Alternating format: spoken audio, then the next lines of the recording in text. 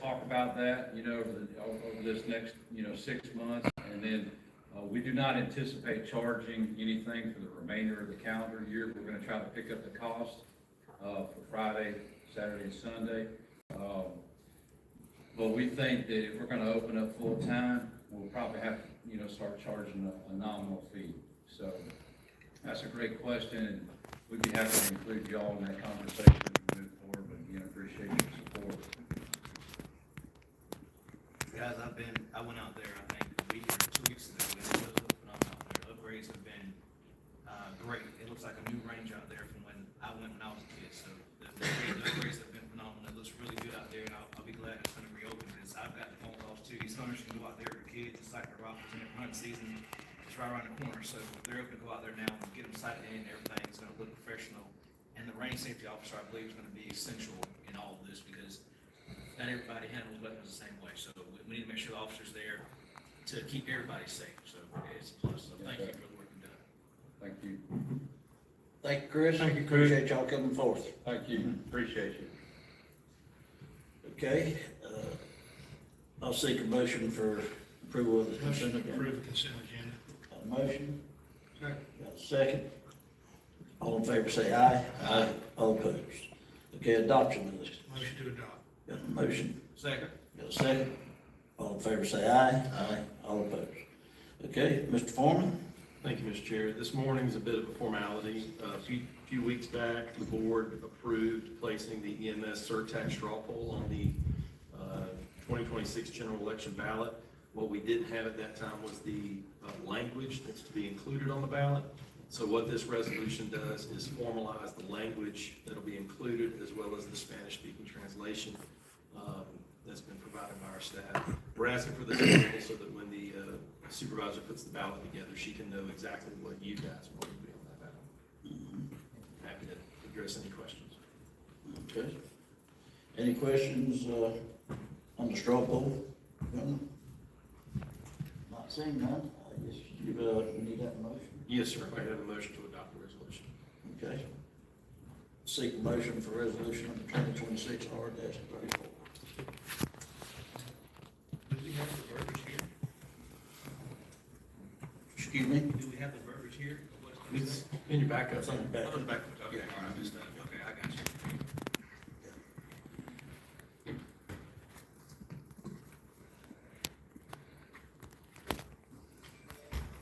Who you want to read? Yeah, sure, I get it. So the ballot question that would be posed is, the title is non-binding straw poll, excuse me, non-binding straw ballot concerning a potential new tax to fund emergency medical services. The text reads, Columbia County currently provides private emergency medical services through a private contractor. The county is considering whether to provide those services through a county department instead. Would you support a new additional half-cent sales tax where the funds from that tax are restricted for public safety uses such as county-operated EMS? This is a non-binding straw poll question and does not authorize any tax. And I'm not going to venture the Spanish-speaking translation other than to say that Dennis prepared that for us, and he is of Puerto Rican descent, so it just so happens he's got the right dialect for the translation. Okay. But it's the one we're supposed to use. You're not wrong. So in any event, that's the referendum, sir. Motion to approve. Second. Okay, got a motion and a second. All in favor say aye. Aye. All opposed, okay? Thank you, Mr. All Chair. right, Kevin, if you would pause for just a few moments. I just seen Dignitary Brandon walk in the back door, front door. Staj? Yeah. We're ready?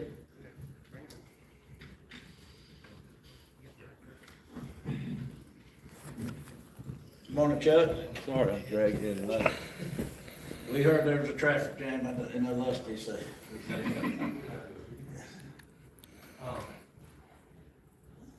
I gotta rush, I gotta get back to my little boy's open house in a few minutes. I had to drop him off with a babysitter. And he said, Dad, he said, how much longer are you gonna do this kind of stuff? I said, only a few more months. And he's pretty smart. He says, it's fine, I'll go do it. I only sacrificed for the good of the state of Florida. So, Daddy'll be there to take you to school. Thanks for having me back. I was on the phone with the sheriff because I was going, and he got, you know how that sheriff is, and certainly out there too. He got a call to go somewhere, so he wanted to be here too, because this money this year, affects the jail, which belongs to y'all, but, they have to work in it.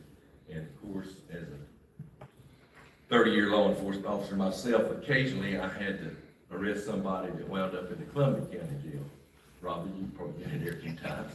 And even back then, and I retired at 14, that jail needed some improvements, we all know that. And this money this year is, I think, for the laundry and the kitchen and that kind of stuff over there. So it's altogether $1,686,500. And I think only $125,000 of it is for, they had gotten some trailers donated by the state, and they didn't have no heavy duty, like a dual wheel truck to pull them with. So we said, well, let's get you some money for the truck. So I was sitting out there and I pulled up a run late, but I was writing on my knee in my truck outside. And I was looking over the years, it's just amazing, the things we've done. And I ain't gonna read all of them, y'all heard them, but you know, back when the Mega Industrial Park rail extension, $750,000 twice. That first year, $2.8 million for Fort White's water system down there. That year we had $45 million in road improvement projects. Next year, $4 million almost for the fairgrounds. The city got the West Side Fire Station, way north of $500,000. The Mega Industrial Park Parkway that year was $3 million. The county got, with all together, $36.5 million of road projects. Fort White got another $1 million. Scott money that year, Scott and Scrap was $2.5 million. DOT projects on the interstate, $6 million. I mean, it just goes, the EMS tower, twice we got money there, $1,150,000 one time, and $1 million the other time. Your Ellisville area down there, with this new North Florida Water Utilities Authority, got nearly $2 million. The college has got a $16 million STEM building. They're getting big money again this year to fix up that women's building they got down there by the lake. We're going to expand their nursing program. But anyway, on and on and on. Altogether, it looks like about, altogether for Columbia County, you gotta realize I represent the 7 counties: Baker, Columbia, Hamilton, Suwannee, Bradford, Union, the top half of Washington County. It looks like altogether in our run, about $175 million for Columbia County. So that's a pretty good run. And, yeah, it's a silly campaign season. People say that's a waste of taxpayer dollars, but we wrote a check to Baker County the other night, and I haven't figured y'all's, but I'll just show you kind of return on the money. Baker, this is a smaller county, you can do it for Union, Bradford, all of them. Baker pays in roughly $10 million a year in taxes to the state. That's sales tax, gas tax, dock stamps, on real estate transactions, telecommunications, tax, whatever. They pay in about, well, and it runs over the years from 8 to 10 million, but let's go with the high figure, 10 million a year. Their return was way up there too. It was way north of 100 million. So that's like if I went down to the bank every month and I gave them $8, and at the end of the month I got 18 back, I'd do that every month. If I was a millionaire and I had 8 million, and I could go down there and at the end of the year get 180 million back, wouldn't you do that? So that's the sort of return on our money. That's why these projects are so important. And it's important to advocate for DOT and FWC was out there in the hallway.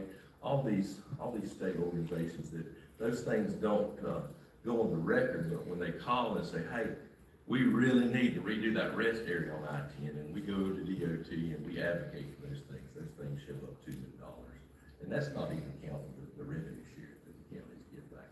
So anyway, I'm proud to do it, glad to do it. I appreciate y'all. Y'all have a hard job. Like I say, I get tickled every night. It's the crazy campaign season. And if you believe the things you read, we all are just out there for our own good and lining our pockets. God, I wish they'd pay my rent in Tallahassee. I don't even get enough per diem to pay my rent to live in Tallahassee when I'm there. So thank y'all. I appreciate y'all. And if we can, we'd like to get a picture of y'all once again. I think I'll come back next year, though. Can I come back as a citizen about this time of year? And I'll come here and I'll say, Chuck Brand, 10654, Hillside Drive. What's your legislator done for you this year? I want to know. Thank you. Absolutely. We appreciate you too, Chuck. All lots.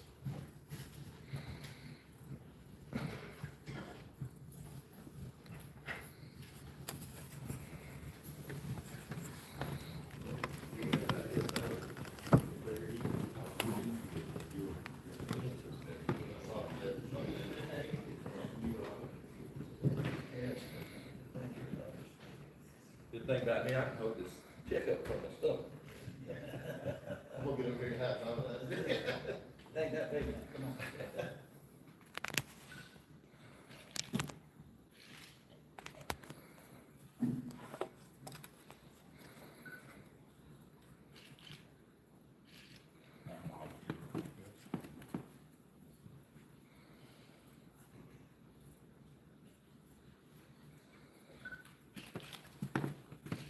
We've also, I'll say this too, y'all that have been to the delegation meeting, y'all heard the school, we want that school safe. We got a $2 million, school safe. To allow them to communicate inside this building. So they can't get out. Got a meeting next week, right here. I'll be back, I'll be back there. Well, don't go nowhere, we got a little something special for you here, goal that you're gonna find. Yes, sir, Mr. Chair. Proclamation number 2026 P-26, a proclamation by the Columbia County Board of County Commissioners recognizing Representative Chuck Brandon. Whereas the Honorable Robert Charles Chuck Brandon III, seventh generation Floridian and dedicated public servant, has represented the citizens of Columbia County with distinction as a member of the Florida House of Representatives from District 10 since November 6, 2018. Whereas Representative Brandon, prior to his legislative service, devoted decades to law enforcement, including service as a Deputy United States Marshal and as Chief Investigator for the Baker County Sheriff's Office, bringing a deep understanding of public safety, justice, and community needs to his work in Tallahassee. And whereas throughout his tenure, Representative Brandon has been a steadfast advocate for Columbia County and its residents, working diligently and strategically, often in partnership with House and Senate leadership, along with Senators Bradley. And whereas Columbia County has benefited from significant state appropriations, including critical funding for road and transportation projects, water infrastructure improvements, public safety enhancements, and other initiatives, totaling roughly $175 million for Columbia County. And whereas his effective representation, commitment to constituent service, and collaborative approach have left a lasting positive impact on Columbia County, and he concludes his term-limited service in the Florida House of Representatives. Now therefore be it proclaimed that the people of Columbia County, Florida do hereby formally recognize and express profound gratitude to Representative Chuck Brandon for his exemplary service, tireless advocacy, and meaningful contributions to the betterment of Columbia County and its citizens. Be it further resolved that the Columbia County Board of County Commissioners hereby thanks and recognizes Representative Brandon for his dedication to Columbia County in his 4 terms, proclaimed this 6th day of August 2026 by the Columbia County Board of County Commissioners. Motion approved. Second. Your motion and a second, all in favor, say aye. Aye. All opposed.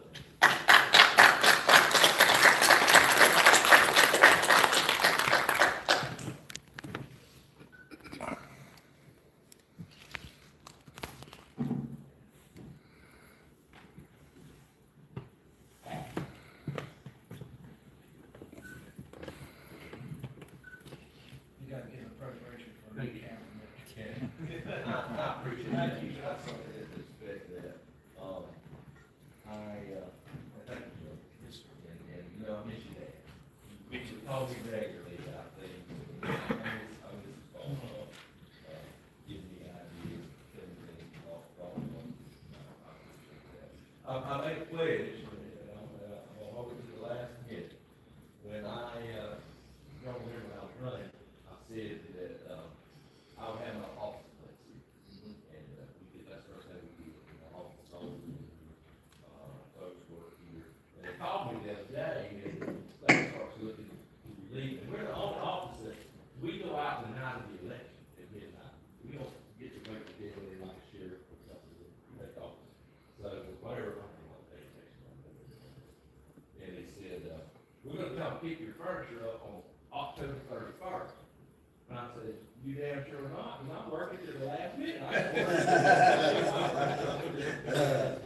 So we've been proud to be based here, the largest county in the district, and then, like I said, we represent 7 counties. And we've been proud to be here and be able to talk. And whatever I can do to move forward, my wife's been ready to assist in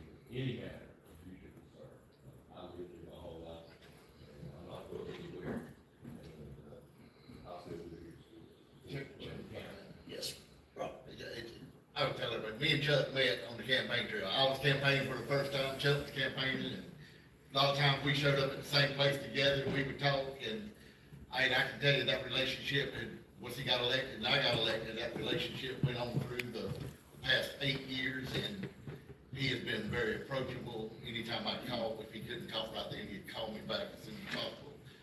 I just hope the next representative we get would be as easy to work with as you have been, and as accommodating as you have been.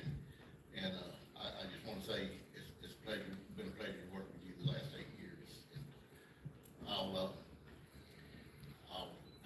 miss that for sure. We- Yeah. Well, I remember when he was running, standing on the back of a hay trailer, and we were all cooking and having a good old time out there. Might have been drinking. I didn't drink no beer, but I think some people drank. Yeah.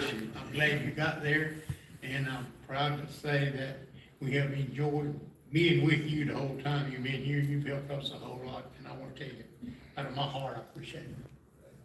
And, I'll tap on that, Chuck, you've always definitely been approachable, we appreciate you, had a heck of a staff from the day you got here, and, I know they make your job a lot easier, so, you know, we don't get an opportunity to, you know, congratulate our staff from time to time, but I know, every time I've heard you in public, you always give them praise, and you give us a good fit about stealing that little short guy from you at one time, but outside of that. We do appreciate it. You're one of the locals, and, the next reps have got a lot of big shoes to fill, but we appreciate you. Have a safe trip back. Yeah, we gotta get you in trouble, ain't we? Yeah. Okay, that was great. Okay, at this time, Mr. Kirby? Good morning, Mr. Chairman, members of the board.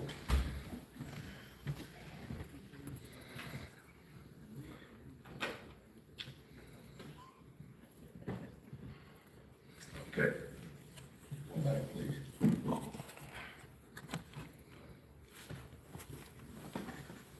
Okay. First item on your agenda is the extension of the 2026 assessment rolls. There's a statutory process whereby the county commission can authorize the adjustment board and the property appraiser to make the first certification and extension of the 2026 tax roll prior to the completion of the hearings, so the tax notices can be timely issued by November 1. Therefore, Mr. Chair, I'm requesting a motion to approve and adopt resolution number 2026-R35, extension of the 2026 assessment rolls. So you've got a motion? Second. You got a second? Any further discussion? All in favor say aye. Aye. All opposed, okay. Okay, sir. The next item is a rail closure on Seymour. So as you're aware, we are constructing an at-grade crossing out of the intermodal park at Tire Road. DOT mandates to close one, to construct one. We place traffic counts on multiple rail crossings throughout the county. I met with Commissioner Parnell. He reached out to his constituents. We feel comfortable, everybody's on the same page. We have to do this to accommodate the construction at Tire Road. So I'm requesting a motion, permanent rail closure northeast Seymour Way. So moved. Second. Okay, got a motion, second. No discussion, all in favor say aye. Aye. All opposed. Thank you, sir. The next item is library west branch parking lot. This is one of the capital projects. We had multiple vendors apply. CA Boone was low and within budget. Requesting motion to approve F3609, the lowest responsive bidder, CA Boone Construction, the amount of $65,300, and to approve the construction agreement. So moved. Second. Got a motion and a second. All in favor say aye. Aye. All opposed. Okay. If you recall, here a while back, we went out to bid for landscape renovation. This was in conjunction with the pressure washing at the courthouse. We had one bid, it was significantly high. We went back out to bid. We were fortunate, we had two responsive bidders. The one that was low was within our budget. So I'm requesting a motion to award P2602J to the lowest responsive bidder, Able Built LLC, for the amount of $146,000 and to approve the construction agreement. Motion approved. Second. Okay, got a motion and a second. All in favor, say aye. Aye. All opposed. Next item is your annual resurfacing fund. This is in District 2. We had 3 responsive bidders. Low bid was within our budget.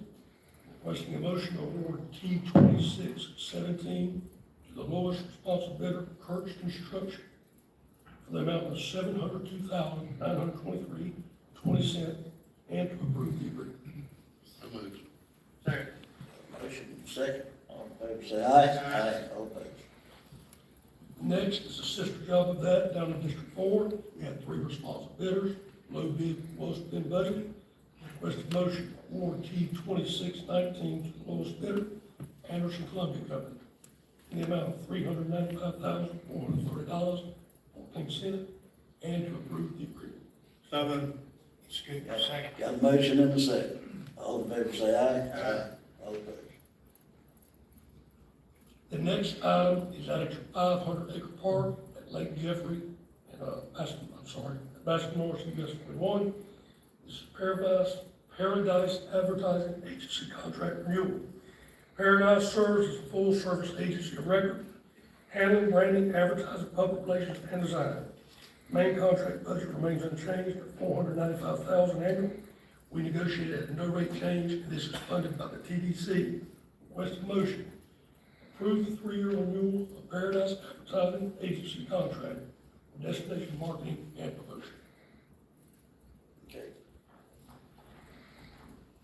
Cody, while you're here, do you have anything you'd like to add with Kevin's presentation real quick on them, or you all good with it? I'm good with it. Okay.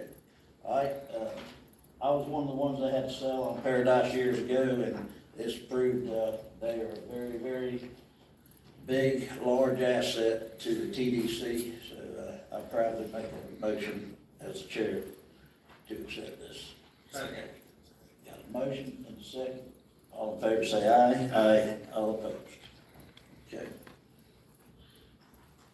Mr. Chair, staff does not have a requested motion on this before we get started. We would like to break it down into 2 segments. One, you have a proposed budget from the utility authority, and you have a rate adjustment.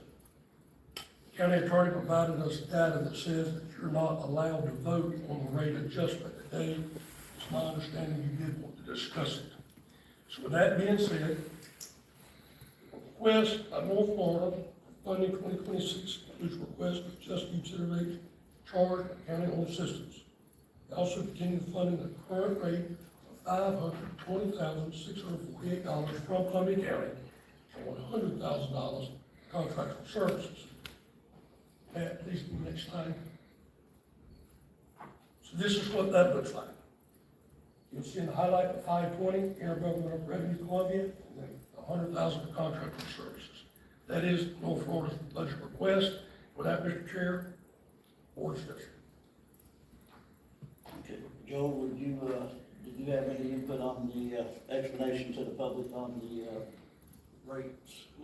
No, sir, so based on the submittal and what was on the agenda item, staff had inquired of me, can we go ahead and adopt the rate changes at the meeting? And so that's the purpose of the supplemental, is our own code requires us to have public hearings on rate changes.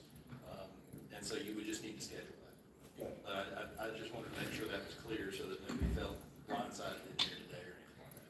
So I would make a motion that we set a hearing date for a public hearing to discuss the, rates for utilities.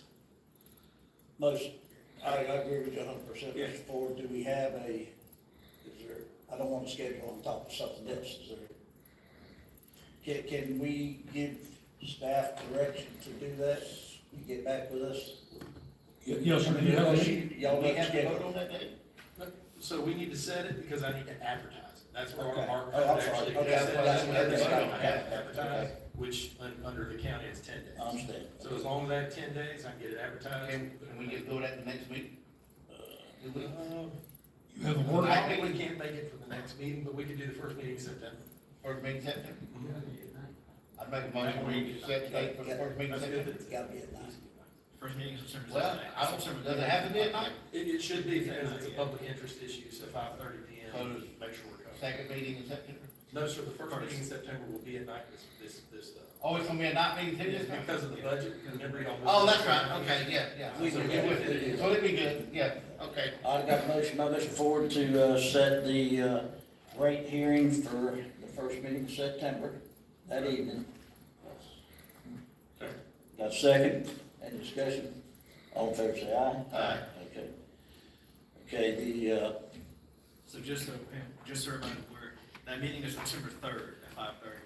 If you got to be here anyway, but it's September 3rd. right.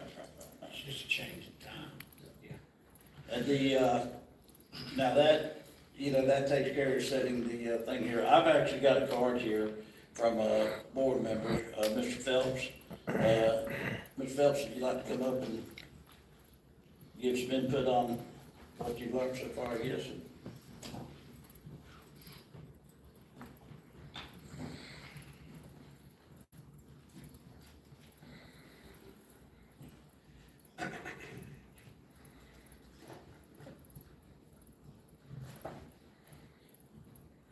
Thank y'all for allowing me to speak. I appreciate it. I'm not officially a board member yet of the utility authority. I'll take my oath of office at the next meeting, I believe, on the 17th. I'm just a citizen right now, that I've been looking at these meetings and going to them. I have some grave concerns.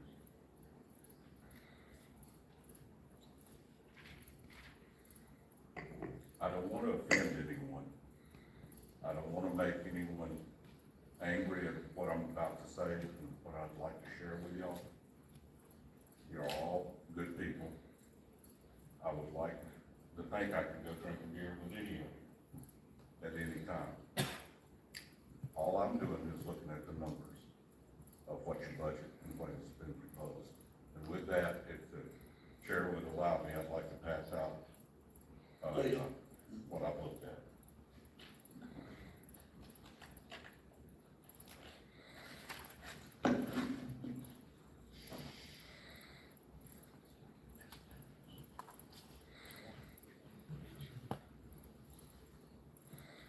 I don't have many family. I don't have any family in Columbia County. I don't have any family in Swanee County.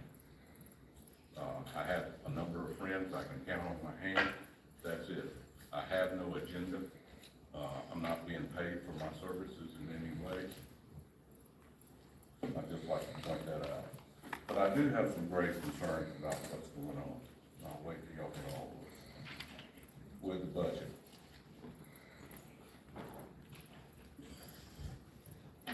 And I've been to the last few meetings. I was asked to come to the last few minutes to try to get up to speed before I took over the office. And I've done that. And this is just a layman looking in at what I see. And if you notice on this, what I've handed out to you, it's a complete package. It's 1 through 9. These are just the concerns that I see. There's other concerns that I haven't brought up, but these are the major ones. Number one, there's not a mission statement. How can you have an authority and have a direction on where to go without a mission statement? And if you look on page 1, I put the definition of a mission statement of what it is. The purpose of the mission statement is to give it's like a compass. It tells you where you're going. It delivers what your purpose is, what you're to do, and who you're to serve. You don't have one. Mr. Roberts gave me an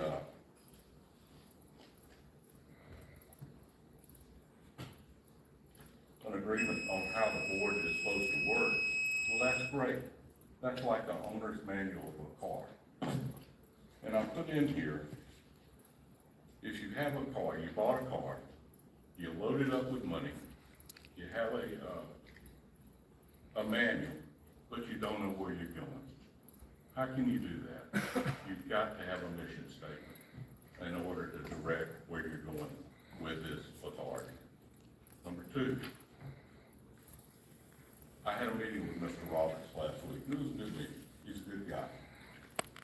the best job that he possibly can. And I mean no disrespect. I was asked for a few things. I asked for a few things that I needed.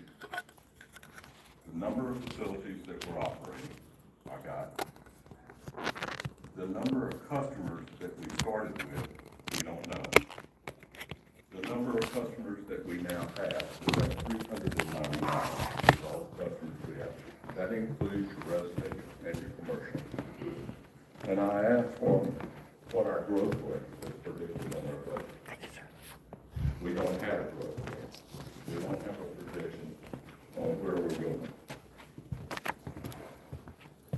I don't know how you can do a budget when you don't know what your predicted growth rate is going to be. I fail to understand that. Number three, I asked for a breakdown on the revenues from the different facilities. Okay, that's great, I got it. $649,198.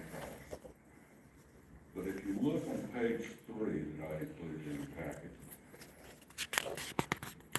none of that matches your final, your initial, or your alternative budget revenues.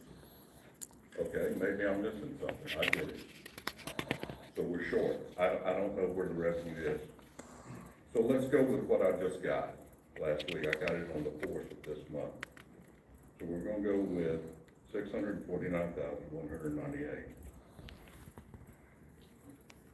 So if you take your budget of $4,379,415 and you divide it by 399 customers, it's costing the county over almost $11,000 per customer to operate. 11,000 per customer. Guys, you need to back up and think a little bit. That's not realistic. Number 4, if we go with the revenue that we have, $649,198, and I mean no disrespect from anyone. You have to have a salary, you have to pay employees. But if you take the salaries of the authority right now, and if you look at page, I'll put your salaries in here right now, page 5. And you add the total salaries, your final budget audit, that comes up to $602,721. If you subtract that from your revenue, that leaves you a net of $46,000. That's it. That doesn't even, that's just salaries, guys. That doesn't count expenses on truck rentals, office space, supplies, nothing. So you've got a realistic income of $46,000. Okay, great. Let's take that number and let's subtract it from your total budget. Your total budget was $4,379,415. Subtract the $46,477 from that. That leaves a shortfall of $4,399,938.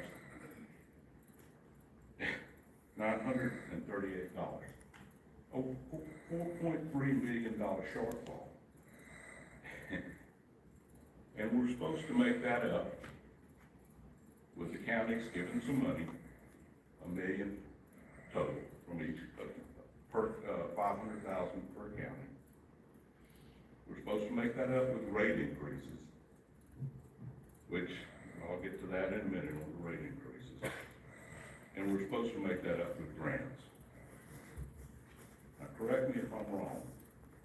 When you get a state grant, a government grant, that's earmarked for a specific item, or a specific thing, either a sewer system or water system, or whatever. It's not a grant to make up a shortfall in a budget. There's a term called for that. and, you have your attorney, you don't know what that term is called. If you use for any other thing than what it's earmarked for, it's called fraud.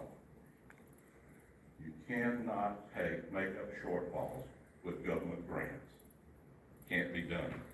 At least, I don't know how it can be done. And I'm sighing a little bit. And I'm trying to be calm when I'm talking about this. It's emotional for me a little bit, because I see an authority, another government entity that's being created that's getting out of control.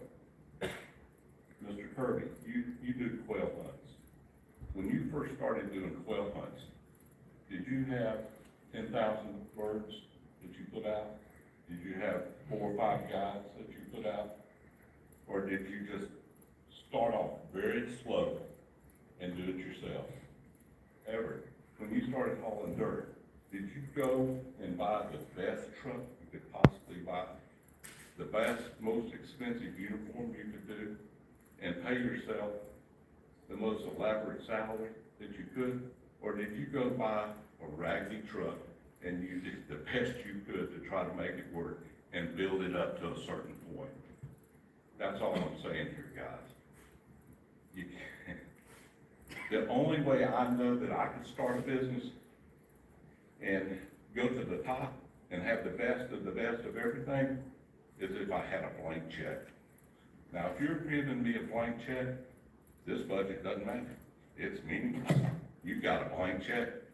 Enjoy life. Do whatever you want to do. Rate increases.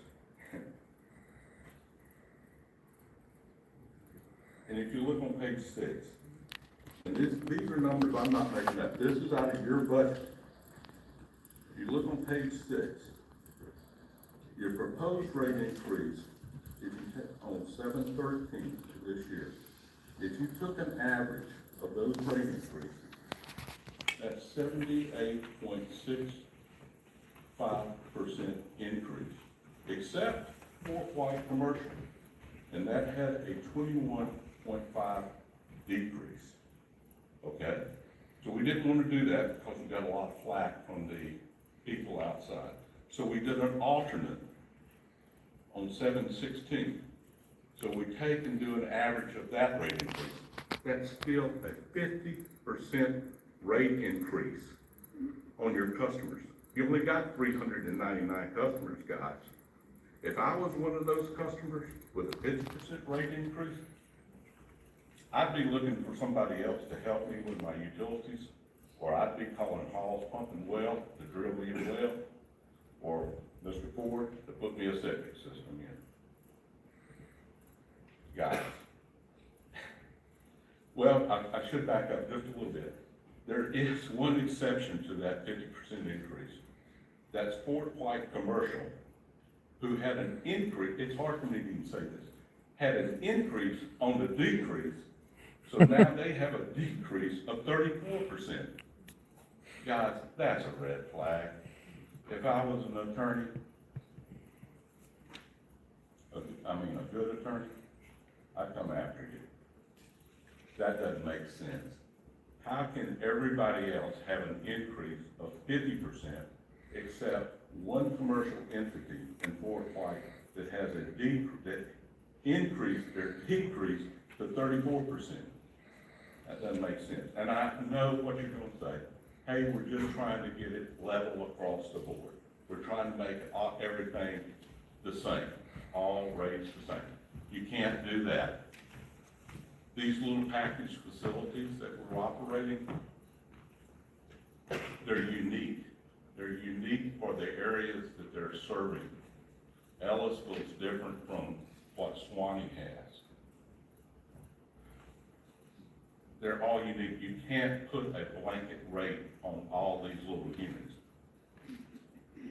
You can't. You can do it, but you're gonna get what you got here. You're gonna have to try to subsidize your shortfalls on your budget by rate increases without a growth rate. So you don't know, but I can tell you one thing, you won't have a growth rate if you do that to your customers. You're gonna have a decrease. Your customers will abandon you. And you can't grow anything with abandonment. It's impossible. It cannot be done. And I'm not reading this verbatim. I printed this all out for y'all. And I don't want to ramble too much. So I've already done number 7 on you. Let's go to number 8. This one kind of bothers me. So we have an authority. That's great. So the authority has an attorney. We have an attorney for the authority. This is, and I've heard the word fledgling used a lot. A fledgling authority, a startup authority. So we have an authority that owns nothing, that has an income after salary of $46,000, who now has an attorney, an accountant, and it's almost laughable. And now we want a lobbyist. The same lobbyist that y'all are paying already. That it's the same man, and I get it. He's a good man. He's a great man. He should be. He's doing a great job. Every one of you said he's doing a great job. He's looking out and going out to the county for different grants. So we're now gonna pay this same man who's already doing his job to the best of his ability, another $65,000 to improve on the jobs that he's already doing a good job on? It's mind-boggling. No, and God bless him, I wish I was the lobbyist on that one. That's a great, if you're gonna give him $65,000, you don't need to do it by giving the authority to give the $65,000. Just county stroke another check to him and give him $65,000. That's the one I see. Finally, if you look at your partnership, you're in a partnership with Swanee County. And I guess the reason I was pointing to the board is because we have county commissioners that were on the board to start with. And county commissioners are great, y'all do a great job. But you're beholden to your district, the people that elect you. The board members need to have a broad variety on them. They need to look at both counties. They don't need to have a constituency that they have to represent. And I'm talking a little more about, and I thank y'all for coming off of this board, because it's going to be hard for someone to go in and represent two counties as a whole, or look out for the best interest of two counties as a whole, when they're being paid and they represent only their constituency. But in saying that, let's go back. A partnership with Swanee County is very good. It's good. It's a good partnership, but it's a little lopsided in my opinion. Columbia County's of the $649,000 of revenues that's being generated, Columbia County is contributing $540,000 of that. Swanee County is contributing $108,000 of that. Columbia County has 5 utilities, 5 package plants. Swanee County has 2. But yet, we're equal partners. None of you would be equal partners on anyone that's not putting in an equal amount. And then they want 50% of ownership. And I'm not saying that's what's happening. I'm just saying you can't have a partnership if both parties don't feel like they're equal partners. It won't work. That needs to be revisited and be re-talked about. Does that make sense to y'all? I did a little summary on just what I went over. It's on page 7 of your little packet. It's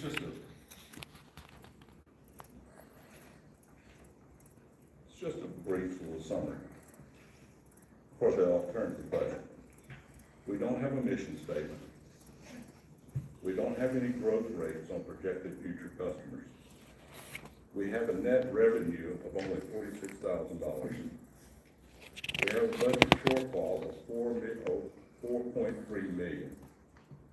We're hoping that shortfall of $4 million can be made up with grants, county contributions, and rate increases on 399 customers. You have a rate increase that's gonna average 50% on your customers, with the exception of Fort White, that's got a 34% decrease on commercial. You have an authority that has an attorney, an accountant, and now a lobbyist who already works for the county. Chairman, if I may. And then finally, you got a partnership that needs to be reassessed and the equitability, I think. Anyway, thanks for listening to me. I appreciate it. Chairman, with all due respect,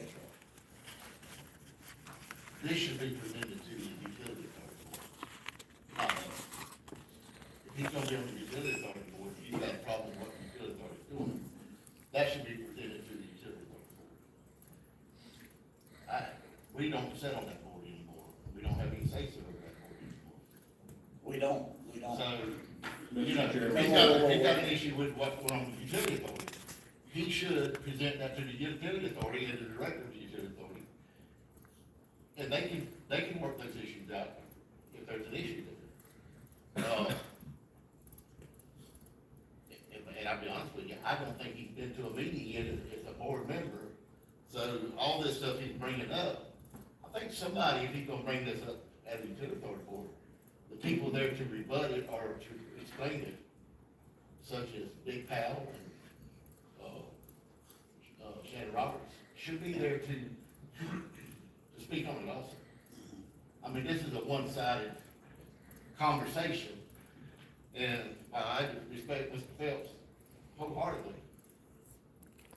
Is he an expert on this? I don't think so. So, you know, And I agree with Rob, not to cut you off or nothing, but, you know, I think he made a point blank from the beginning. He's a citizen that's done research, and he just. yeah, but how accurate is this research? But who knows? That's what I'm saying. I'm using their numbers. Yeah, that's what I'm saying, who knows? But I think I got, but before we go on, Jock, if you don't mind, we appreciate it, and I got. Well, thank you. Mr. Looker And would the like- reason I came before you is because you're fixing to vote on giving money to a board. I'm a citizen of the county, and you're fixing to spend money.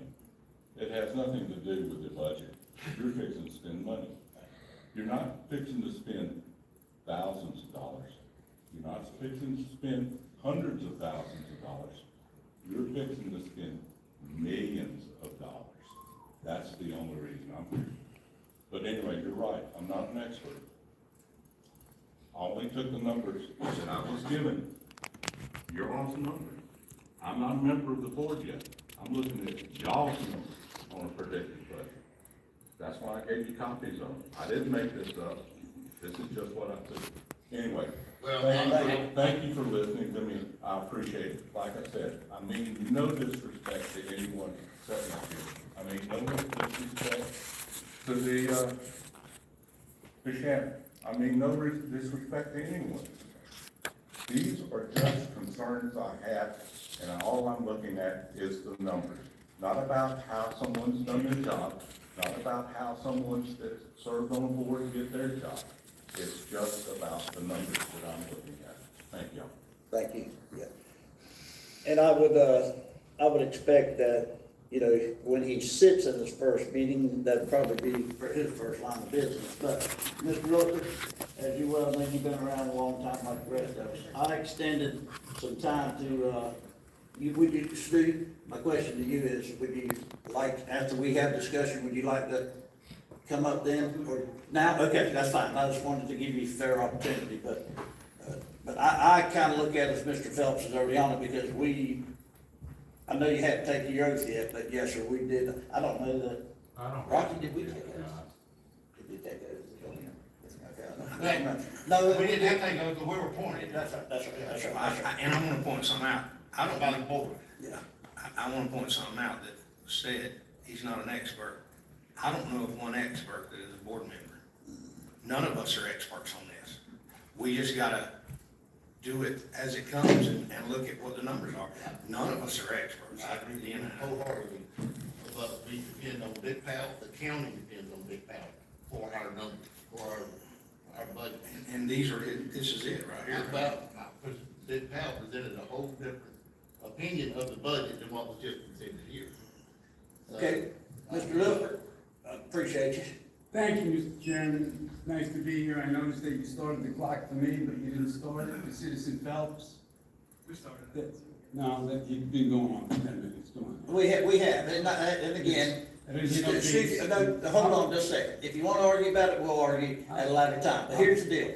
I give him extended time for this information because in my eyes, this board has already put him on that board.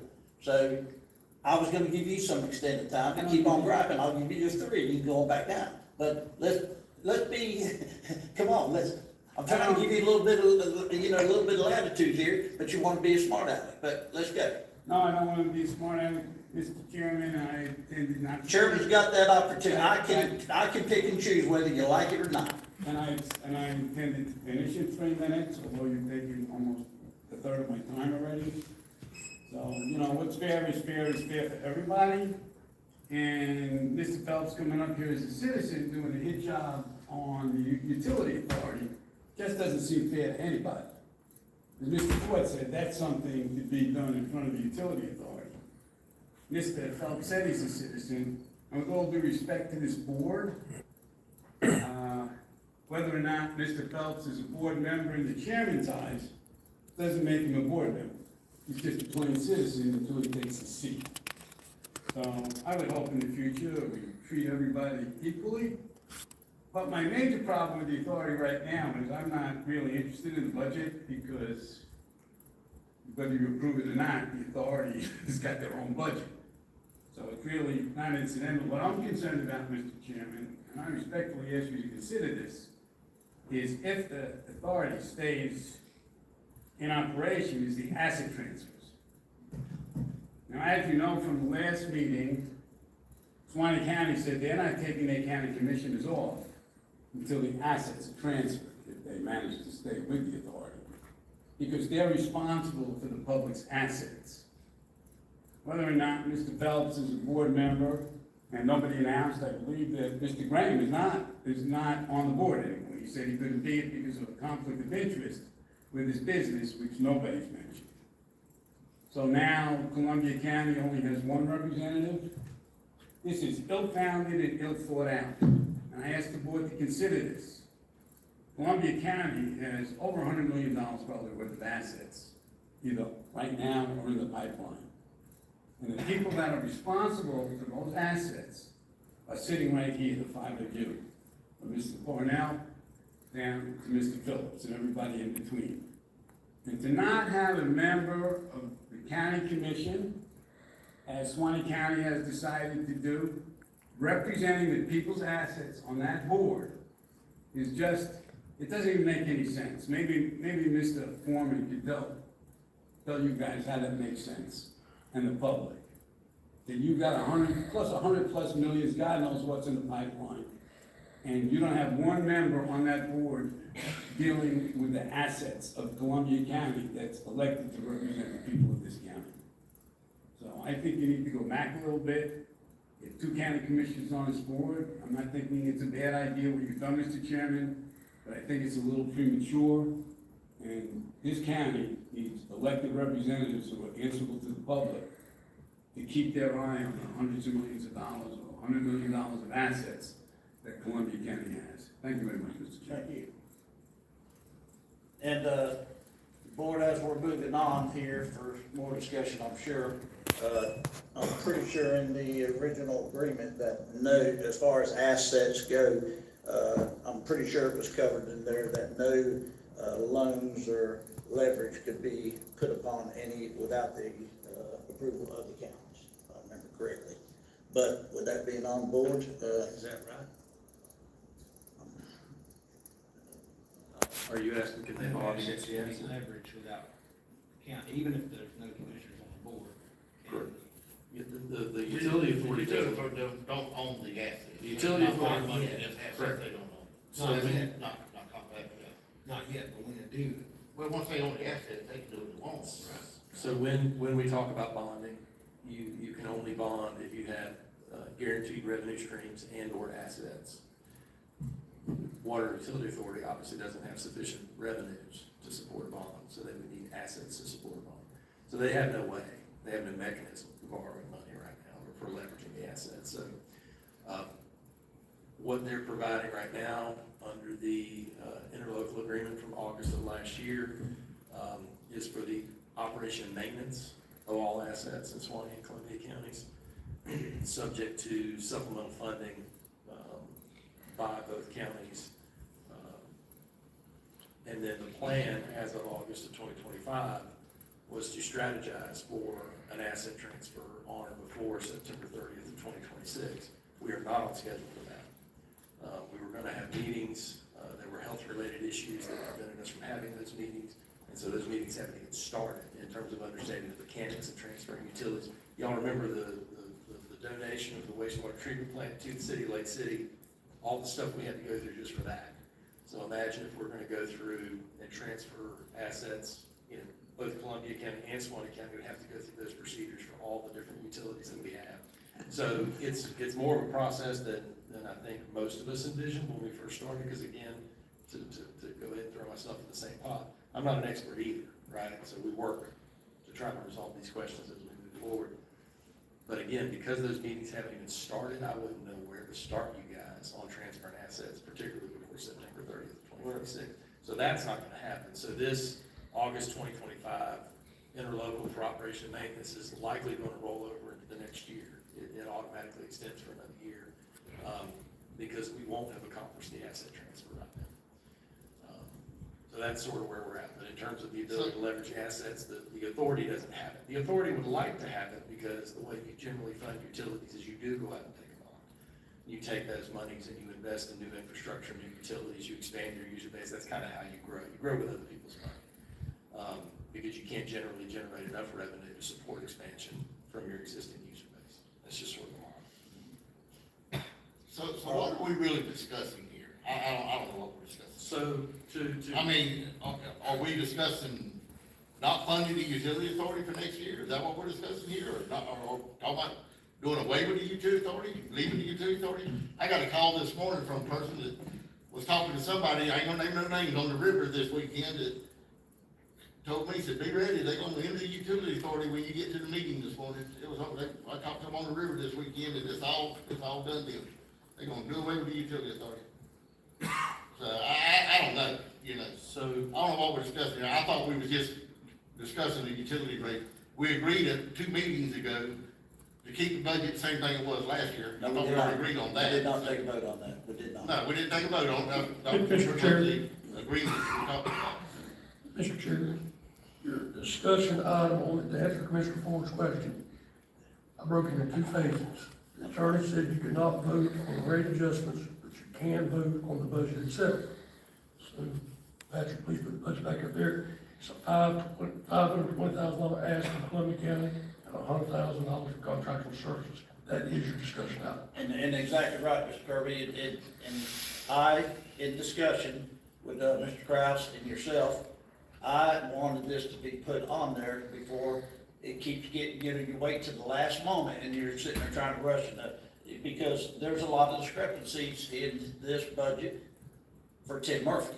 So, And with that being said, you know, the transparency issues that have taken place in the Water Authority in the last 90 days, this is a box right here. Because as it was stated the night before last in a Swanee County Board of County Commission meeting, anybody in this room can go listen to it. We went back and adjusted the rates. Mr. Shannon, Dick Powell, and Ralph Tellis. Ralph Tellis is the company that helped set these rates. They did a fantastic job. They did exactly what they were supposed to do with the information fed to them. So with that being said, that's where in my last board meeting at the authority, I had questions on this also. How do you get to this point? As it was said the other night in the meeting, we put an increase, we increased the contribution from the counties in order to be able to come up with these rates. That is not true.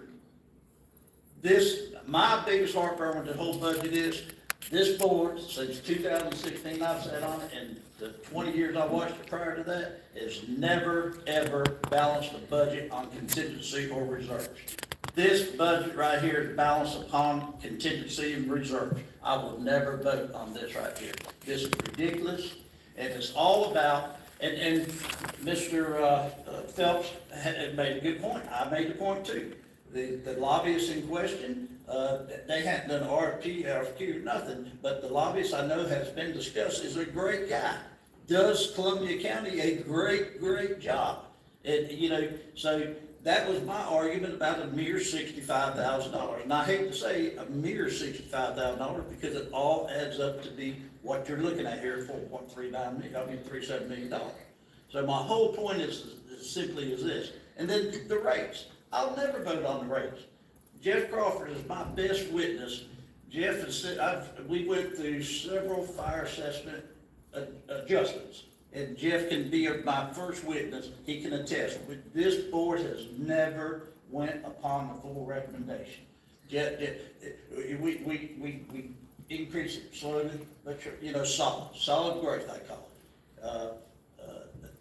Brad Dix, he's right there. His daddy was one of my mentors, and I'll never forget it. He said, Tim, he said, take baby steps. He said, because when you finally get to the top of the hill, he said, you got a solid base up of you. I remember that to the day I died, but I'm sure he probably shared that with Brad too.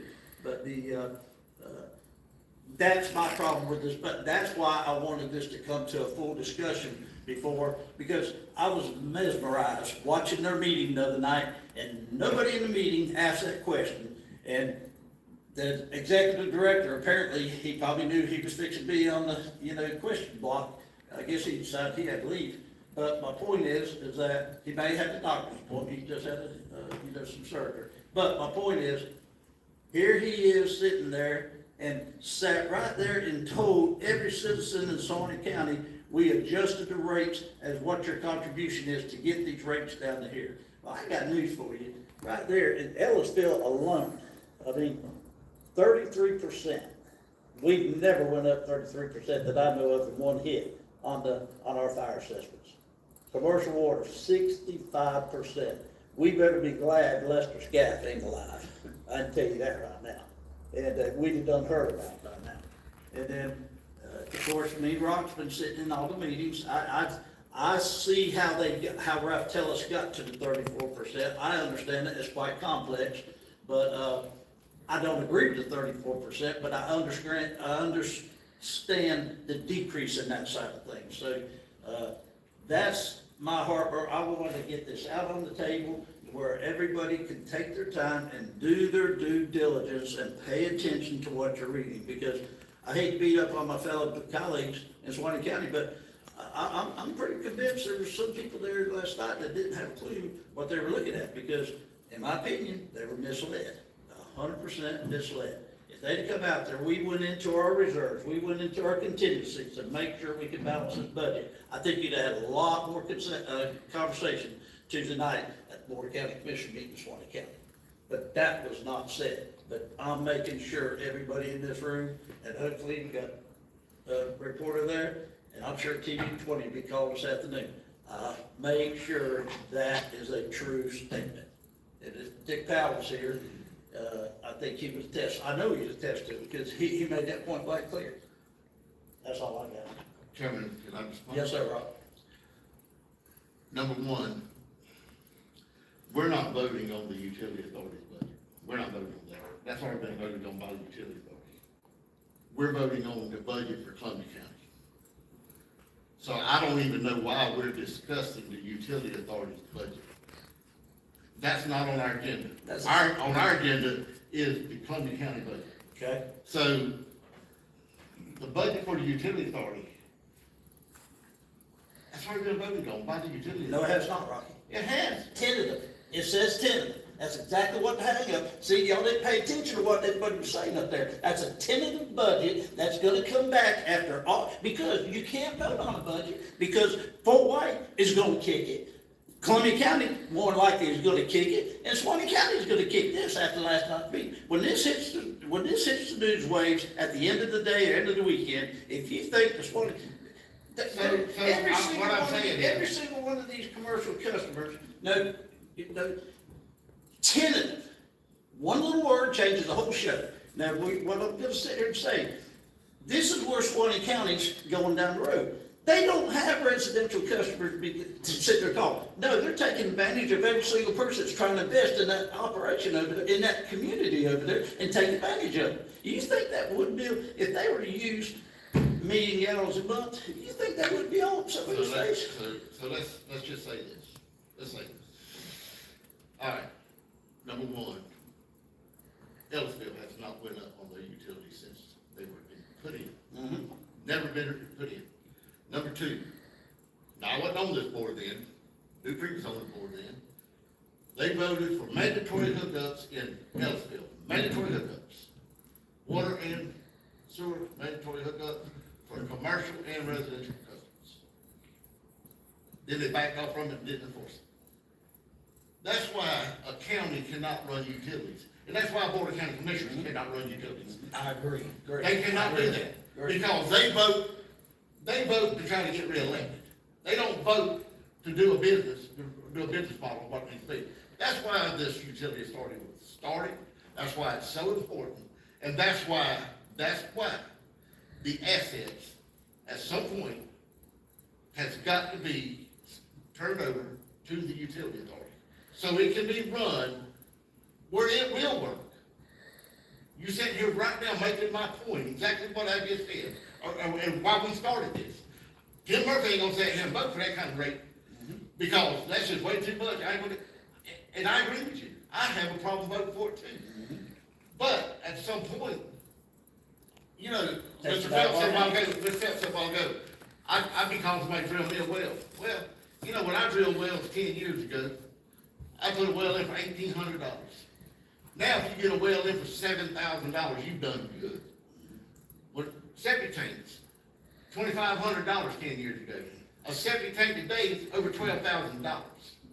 So, what I'm telling you is, it don't matter if you're on septic tank or well. You're not gonna get the same price for water and sewer you got 15 years ago. And that's what you're sitting here telling everybody, we can't go up. We ain't went up in 15 years, but we can't go up because we can't put this cost on our customers. But at the same time, if that customer goes and puts a septic tank in or a well in, he's gonna spend $20,000 plus at one time for a well and septic tank. So, you know, the prices go up, prices have went up. You can't operate. Our budget goes up $5-6 million every year. The county's budget does.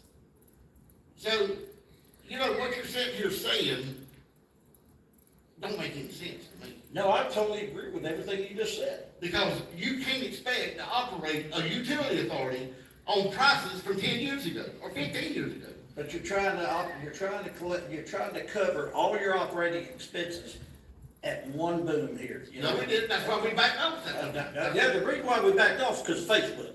That's why we backed off. No, And, the reason we backed off is because I looked at it, and Franklin looked at it, and told Shannon, look, this ain't gonna work, we can't do this at one time.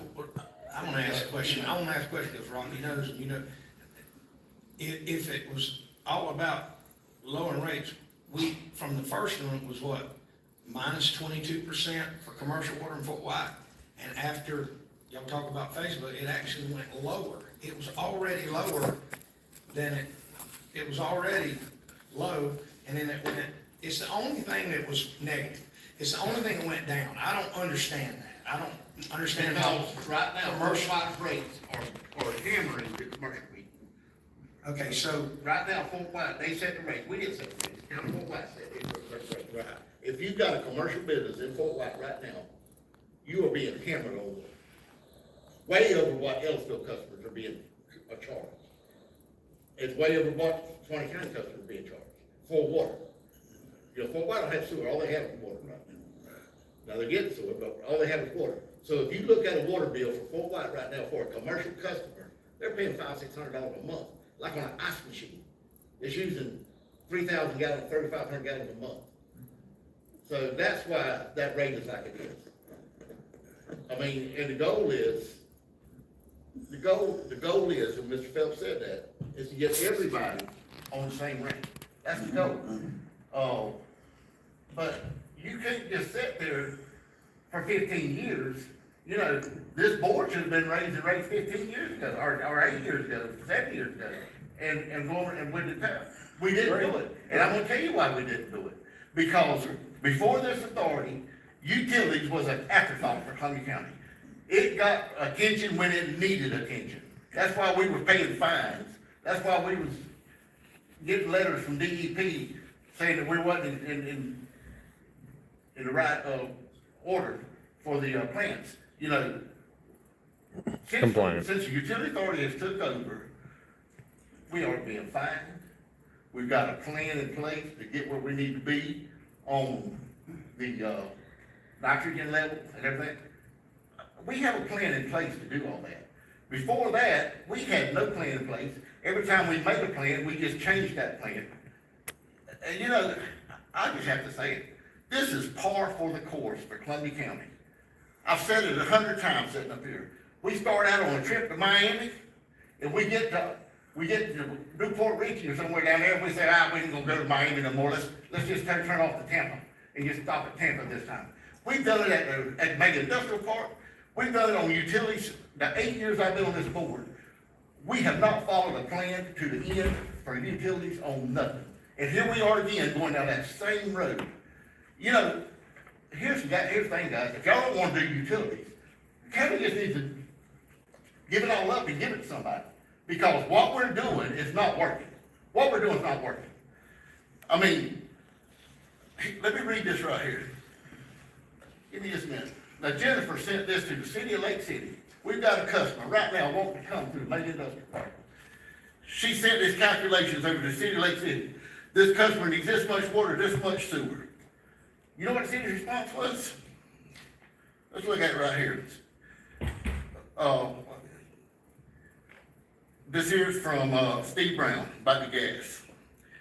Gas will require a dedicated line at higher pressure to total build out. Estimated cost $20 million, okay? Then, right up here, Michael Osborne, he runs the sewer plant. No, yeah, the water plant. The water plant can produce the water. However, like Brian stated, the piping needs to be installed. Also, the county's water use permit needs to be reconciled before I know how much water will be allocated. And here we go right here. Cody Prison, sewer plant. Jennifer, as you know, the sewer plant is only designed for 500,000 gallons per day. Currently permitted for 200,000 gallons. And that's because of the spray field. We have a spray field that will only do 200,000 gallons out there. The whole plan was always to do a deep well injection. That's when we get the whole 500,000 gallons. And that's when we get the water use permit up to where it needs to be, once we do that deep well injection. But I want to read this to you. So for the sewer plant to accept that amount of flow, we would need to double the current capacity installed and permitted. We should find out soon as the legislation appropriation went through.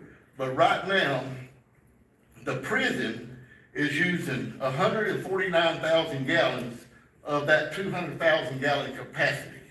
So that leaves us with only 51,000 gallons basically. And we can't accommodate that because we have the prison to do it. So we spent $40 million out there at the sewer, at the Mega Industrial Park. So the city could hook a prison to that plant, and now we still can't do economic development because they're at capacity and they have no money or no plan to get it up to the 500,000 gallons. That's the kind of, we're right back where we started 8 years ago, right now. We're right back where we started. And now y'all want to even put us back another 5 years. I don't understand it. I just don't understand it whatsoever. If you don't want to do economic development and you don't want to do utilities, just say it and get out of it. And quit pretending like we're trying to create business. Because I just don't understand it. We spend all this money and we get all this, got a clear direction we're gonna go. We spend money on it, and then we say, screw that, we're not doing it no more. Let's just walk away from that. Put something else on the shelf. I asked David Krause the other day, I said, what is our plan? What is our 10-year plan? he laughed at me. He said, I don't even have a 2-year plan. He said, this board, I don't ever know what we're gonna do from one month to the other. He I said, can believe he said that, because he's the creator of that plan. Well, how can he follow a plan? We set a plan in place and then we Apparently, change you the don't plan. pay real close detail with him then. Let me ask you something. I mean, we're doing pretty good in Ellisville. I think we got a good plan out there. And I wanna ask something. Fort White, I don't remember, I mean, Fort White it has doesn't, nothing to do with this. yeah, but I'm just talking about all the places where there's utilities. I mean, when don't we usually wait till, look like Ellisville. Ellisville came up, I think the thing was years ago, there was a sewer plant there. We had to take it over because it was going defunct, whatever. I don't remember the whole We thing. didn't have to take it over, What probably was it? anything, but we wanted growth in What Ellisville. was That's it? why we took it over. What, it was a plant that's already there and but anyhow, that was something that had to be done. It was just what had to be done. What I'm saying is, typically, these, utilities come about because of a strong, really hard need. You gotta have it. People need it. It's gotta be done. There's no other opportunity to do anything else. You just gotta go into utilities. And that's probably what the mega park was. You couldn't just do it with I wanna do it with a smaller plant, but you couldn't do it with a smaller plant, whatever. But I'm just saying, are we putting utilities places that, first of all, the people don't want them. I don't know anybody that wants, I haven't heard, and I've watched Facebook, I've watched complaints. I saw that the lady on the city council down there at Fort White said that it's gonna be mandatory hookups and all that down there for sewer. I don't remember those people. I mean, I don't know if even the people anywhere want utilities until they have to have them or until they're, you know what I'm saying? So I understand that when you give them this 50% raise or 65% or whatever it is, I mean, I don't know that, and I knew we had to get water down to Fort White. I believe that was a good thing because you could tell the water was bad. In fact, Robbie, you showed us at a school one day. But I just don't know how the people are gonna react to this, right? Well, I know how they're gonna react to it, but also, I also don't believe that there should be, and you just said it, Rocky, you said, if you have county commissioners, it's not gonna get done. Well, we got county commissioners on the board, on the water utility board. That's what boggles my mind. You said it yourself just now, that you can't have commissioners on doing utilities. So,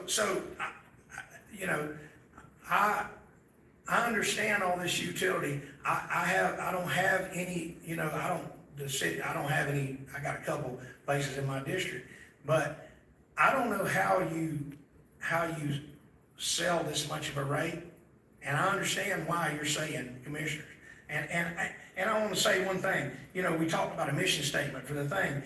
I made these notes, in the interlocal agreement, it says the purpose of this interlocal agreement for the water utility is to create the NFWA as an independent special district. Well, independent means no commissioners in my mind. Would that be a good example of not independent?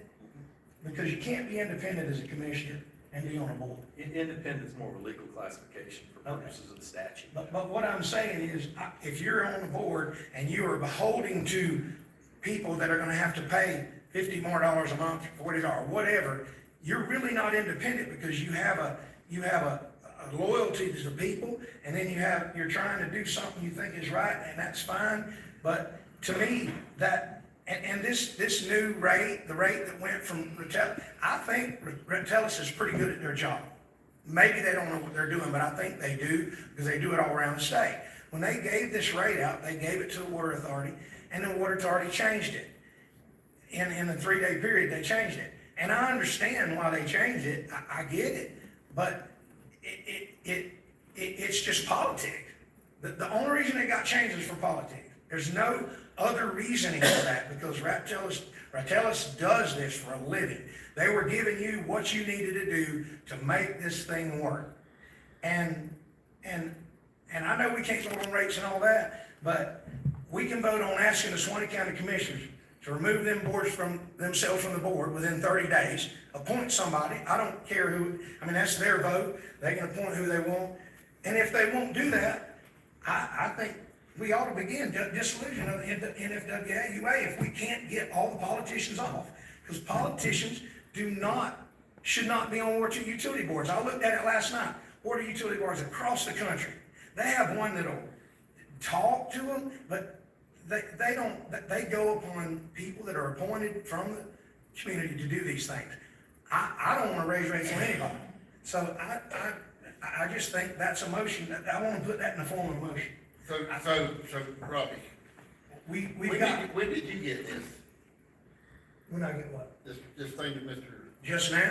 Well, how did you make them notes on it then? Because you got them notes out of your pocket. I said a mission statement. That's what I I'm read saying. this You seen I this called, before. I'll tell you how. Now, you won't, okay. No, you all right, seen this all for this meeting. all right. I walked right over here. No, I didn't. I ain't seen nothing. Okay. Nothing. This is how it happened, big boy. I went down to Joel and I said, Joel, send me the mission statement, or whatever you call it, for the authority. Did I not? I have the email on the thing, if I need to be questioned on it. Yeah, I'm And just I said, saying. what is the reason for the authority?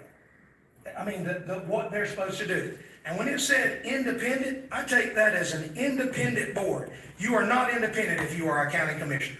You are not. I don't care how you swing it or how you throw it around in your mouth. You can put that chewing tobacco in there, it's gonna taste like chewing tobacco next week too. And I'm telling you, that is an independent, special district, which means they don't have any beholdings to anybody but themselves, not people, not the, and that's why I just made that motion. If we can get the politicians off, that's what I want to happen, and So what? then we can go from there. But, and I do have a lot of questions about all this, because this is a lot of money, and I still didn't, and that's all I said. I had no notes from that right there. None. Chairman, if I may, so you just said that's a lot of money. Mr. $520,000. You said that's, If you don't mind, this You is said more that's a lot of discussion. money. We're I agree going to with that. discuss, I'm gonna have to give y'all the opportunity. last We'll get back to meeting, it. the last meeting, Thank you.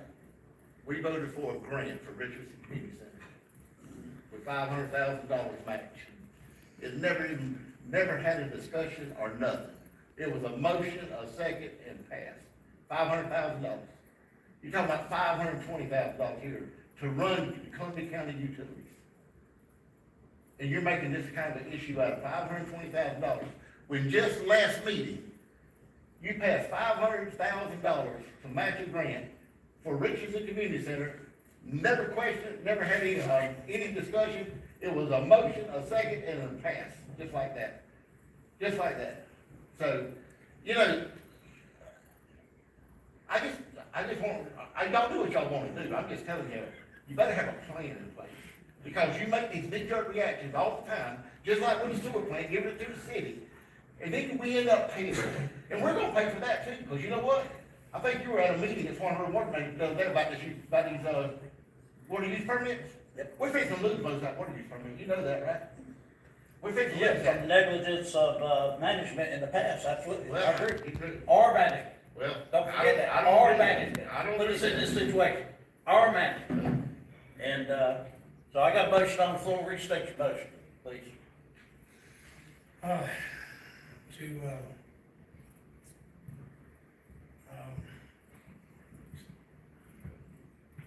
I want to state again, I did not see any of this paperwork before it came here. The only thing I saw was the email you sent me, because I wanted to see what the mission was for the authority, okay? And that's the only thing I have. I have it in my thing, and I have notes. I wrote those notes based on that. All right, the motion is Can I read is it? to, the motion is to ask the Swain County Commission to remove themselves from the board within 30 days, or start dissolution of NFWA, because we're sitting right here. You said it yourself, Rocky. You said it 10 minutes ago. We can't have commissioners doing rates. So you're saying exactly what I'm saying. You're saying Robbie. exactly what I'm saying. Robin, whether they're on the board or not, don't matter.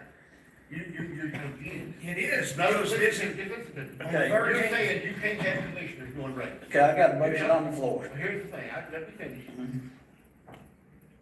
As long as Columbia County owns the asset. They're gonna set the rates.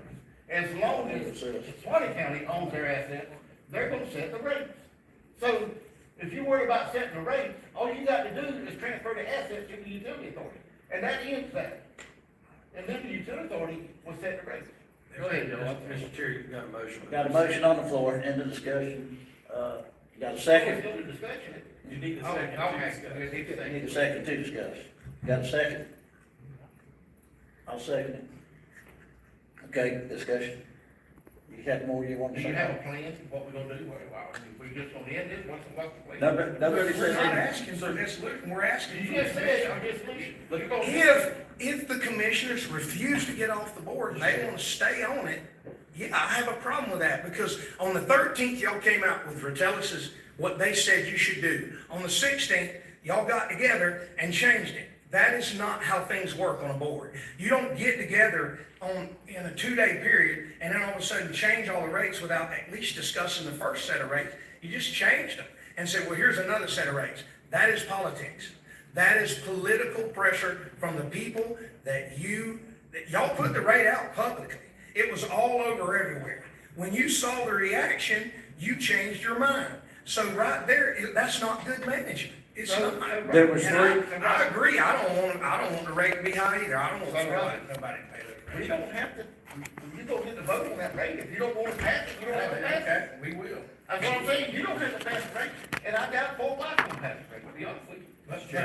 What I'm So saying, that has nothing to do. so you think county commissioners should be on a I'm utility saying- board? No, I'm asking you, I'm saying they shouldn't be, and here's a motion to Okay, stop it. here's what I'm saying.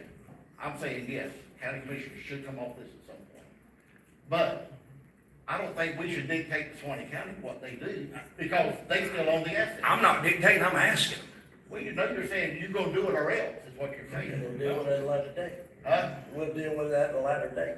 But Joel, Few points I want to make here. You have 2 interlocal agreements with Swanee County that govern the NFWA. In August of 2024, you made the initial interlocal agreement. In August of 2025, you made the supplemental operation and maintenance interlocal agreement that called for the orderly transition of assets and also required certain things. Your initial interlocal agreement said that the authority can be dissolved only by joint resolution of both bodies, right? So both bodies have to get together and through votes of their boards, say, we agree this is not a good idea, we dissolve. That's one mechanism, that's instantaneous. If both boards agree, Swanee and Columbia. There is a withdrawal mechanism, right, where either one of them can withdraw from the utility. You take your assets with you, you go about your business. There is a 180-day lead on that. So if you decide you want to withdraw, it takes 6 months to get out. So I just want to make sure it's real clear. Even if, so Commissioner Hollingworth's motion says if they're not off within 30 days, then we move forward with dissolving. You can't do that unilaterally. You can move to withdraw, but then that's going to be 180 days.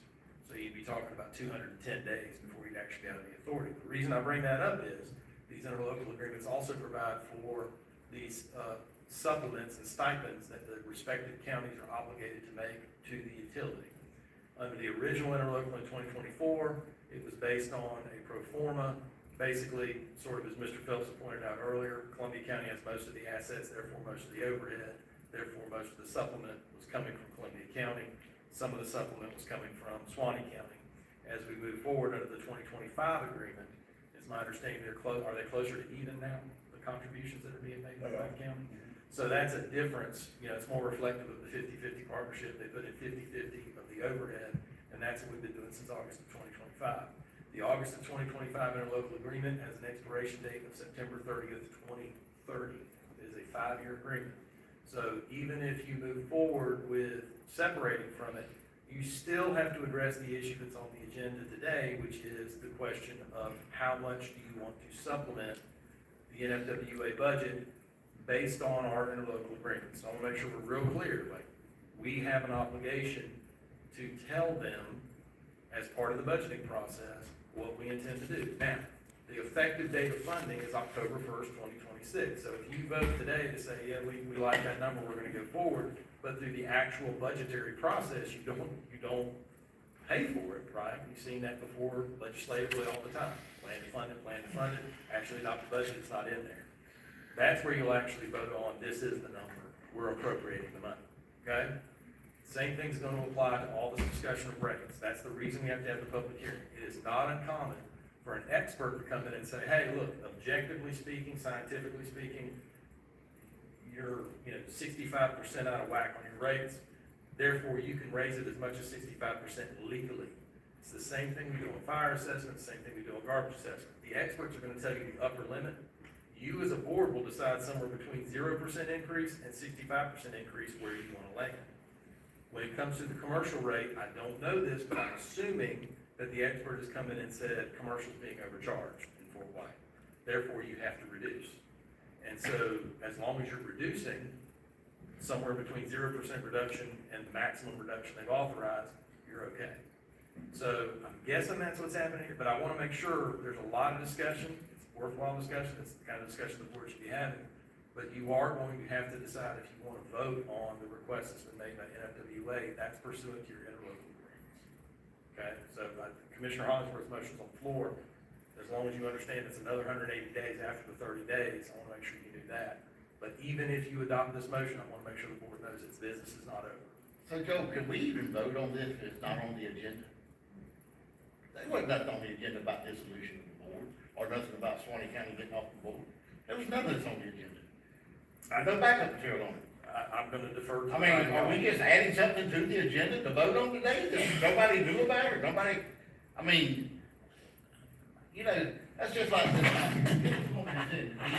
This meeting, this should have been in the back. Yeah, I don't know about that. That is it, this, I won't tell you, I am so sick and tired of this stuff just being thrown on somebody at a meeting. I mean, it's plain. There's no question about it. It's plain. I got a call this morning. This was already being discussed over in 20 county. They was talking about it on the river this weekend. I mean, I got a call this morning, be ready. This is coming. I know it was coming when I sat down here. Because, I'm just telling you, it was talked about on the river this morning. Over the weekend. I don't know nothing about that, and I promise you, I don't know nothing about this. But I'm just saying. But hold on a minute, just a second, I gotta cut you off real quick, Brock. Why are we Because- voting on this? Well, again, why did we vote over at the water utility on a proposed budget that was there on the 16th, on the 13th, 3 days later? You tell me that was discussed. It's no more different, Mr. Ford, than that little paper that you got right here from economic development. I don't care, I ain't saying nothing to that. And my point is, I'm gonna make my point clear. My point is that there ain't nothing that the city says that they can or cannot do there that we could do different at that time. When you got a the sewage plant out there, it ain't got nothing in it. End of discussion, I call for a vote. We got a motion on the floor in a second. All in favor, say aye. I got a card there. Whoa. I told you from the beginning, you don't listen real good, Stu. I'd let you and Mr. Phelps both, before we had this discussion, you'll be able to come up and talk all you want to. This motion. I have. This motion wasn't on the floor. Okay, I'll eat that, I apologize, yeah, okay. But with that being said, I got a motion on the floor, and go ahead, Stu.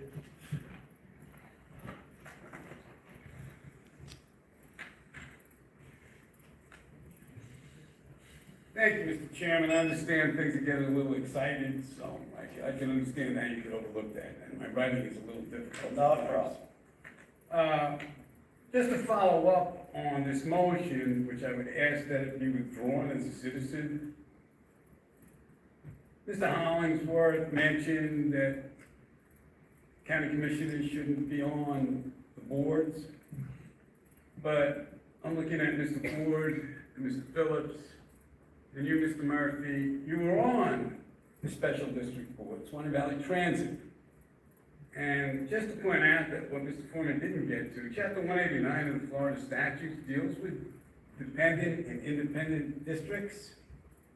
The difference between an independent and a special district is one crosses county borders and the other one doesn't at times, and it depends on how it's set up regarding budgeting and other things.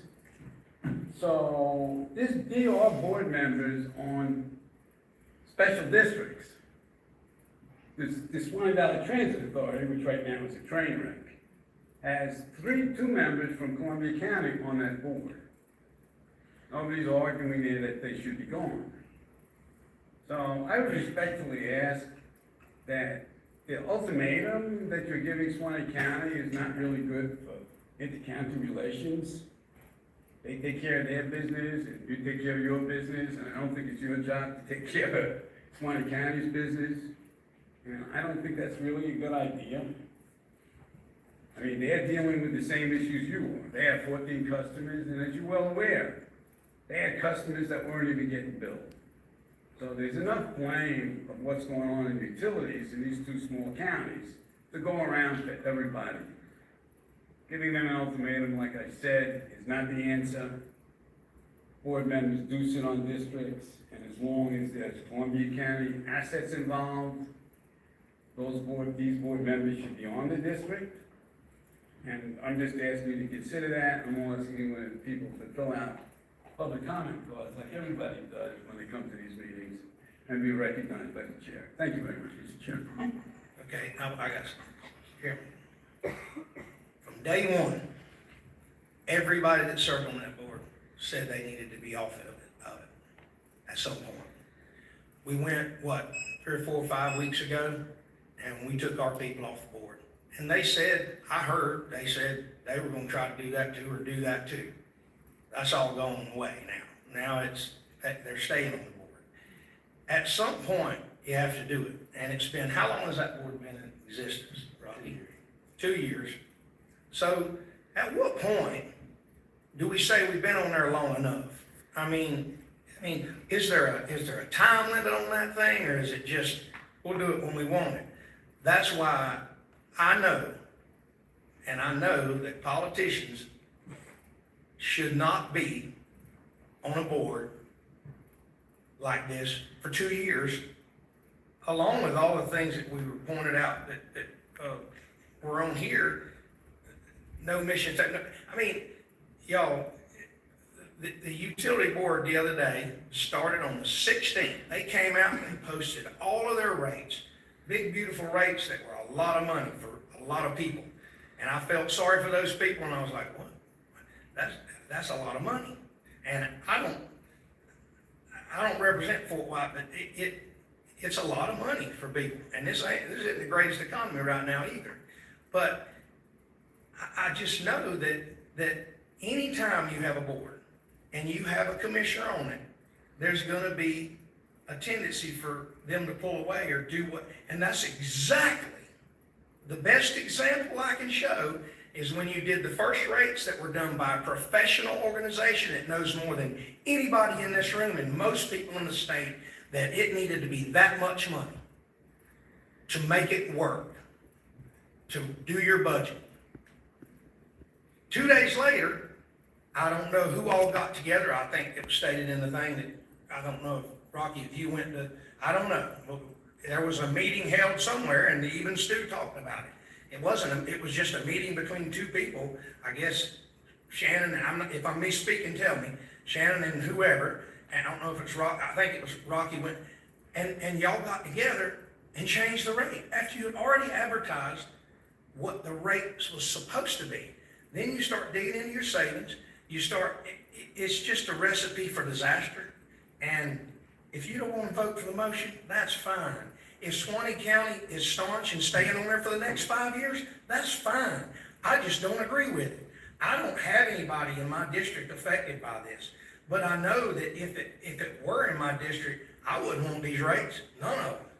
So I'm just saying, I put this motion there because I believe it has to be non-political, non-biased in any way. And if y'all don't believe that, don't vote for it. That doesn't matter to me. Well, I agree with you 100%. I agree with you 100%. And that's why I said right from the start, you've got to transfer the assets to the utility. Then it's all on the utility. And we don't have this discussion. We don't even have this discussion. It's not on the Board of County Commissioners. And as long as it's on the Board of County Commissioners, as long as it's on the Board of County Commissioners, this is the way it's going to be. Just like it's been for the last 15 years in Ellisville, just like it was when they put one in Ellisville. I remember it. All them people started coming up here to this board, raising sand. I got a well, I ain't looking at that water, I got a well. I got a septic tank, I ain't using that sewer. And guess what they done? They folded. They folded. And they said, you ain't got to hook up. You ain't got to hook up. There's commercial businesses right down there, in Ellisville, right now, commercial businesses that are not hooked to water and sewer. Not hooked to water or sewer in Ellisville. Not, neither one. And there was an ordinance passed right here in Cumberland County that says, every one of them will hook up to water and sewer. We don't enforce it. We don't enforce it. Anybody want, go ahead, Rock, I'm And sorry. I'm just saying, you're not going to. That's why if you're gonna be in utility, you've got to have an independent board to do it. And if 20 counties feels comfortable with their commissioners on there doing it, and they're raising the rates, obviously they raised the rates, they done did it. They already voted on it, to raise the rates. You know, I don't even know what we're talking about. You know, this makes me go, I'm sitting here thinking, this goes right back to Fort White. Humboldt County went to Fort White and said, y'all gonna do, we're funding this, we're paying for it, y'all gonna do this or else, y'all gonna do this or else. They say, you know what, Fort White says, screw y'all, we'll go back to Humboldt County up there, Lake City, and we'll take care of this down here. Now, I'm telling you, it put them in a bind, and they were in a mess. I agree with you 100%. But it all started the same way. You're gonna tell somebody what they're gonna do or else. And that's why Columbia County cannot get along with anybody. I'm not And that's telling, why the counties don't wanna work with Columbia County. No, Because it- we can't get along with I them. said in my motion, ask them, I didn't say tell them what to You do. said, I'm reading for you right here. Okay, Ask, to vote on asking the Swanee County Commissioners to remove themselves from the board. or start dissolution if they don't. Well, I don't know what else to do. The clerk has it right here. okay, we got that there, and, Mr. Phelps, I seen you come up, do you have any question on this motion? On the motion only? Or do you have any statement? I want to give y'all both fair. Just to make it clear, what I passed out are my thoughts and my thoughts only, Okay. period. Thank you. I was asked, my opinion, Rocky, you actually asked me this in the later bit, what did I think about the budget? I told you I had to think about it. This is what I thought about it, that's why y'all got it today. That's it, but I want it on the record. These are my thoughts and my thoughts only. I did not share them with anyone else, period. Thank you, Jonathan. Okay, I got a question. No, I don't, I think you just made the point clear. And we got a motion and a second on the floor. All in favor of the motion, say aye. Aye. All opposed? No. Okay, that's 4-1. Mr. Chairman, may I remind you, for budgetary purposes, management really would like direction on the existing budget proposal for the authority for budgetary purposes. On the, Proposed contribution from Columbia County. okay, Patrick, go back to the budget, please. okay, with that being on the motion, I know we got out of whack here, but we're going back, we're gonna do the rates on, what was the date, Rob? Second meeting, no, first meeting in September, right? Okay, first meeting in September.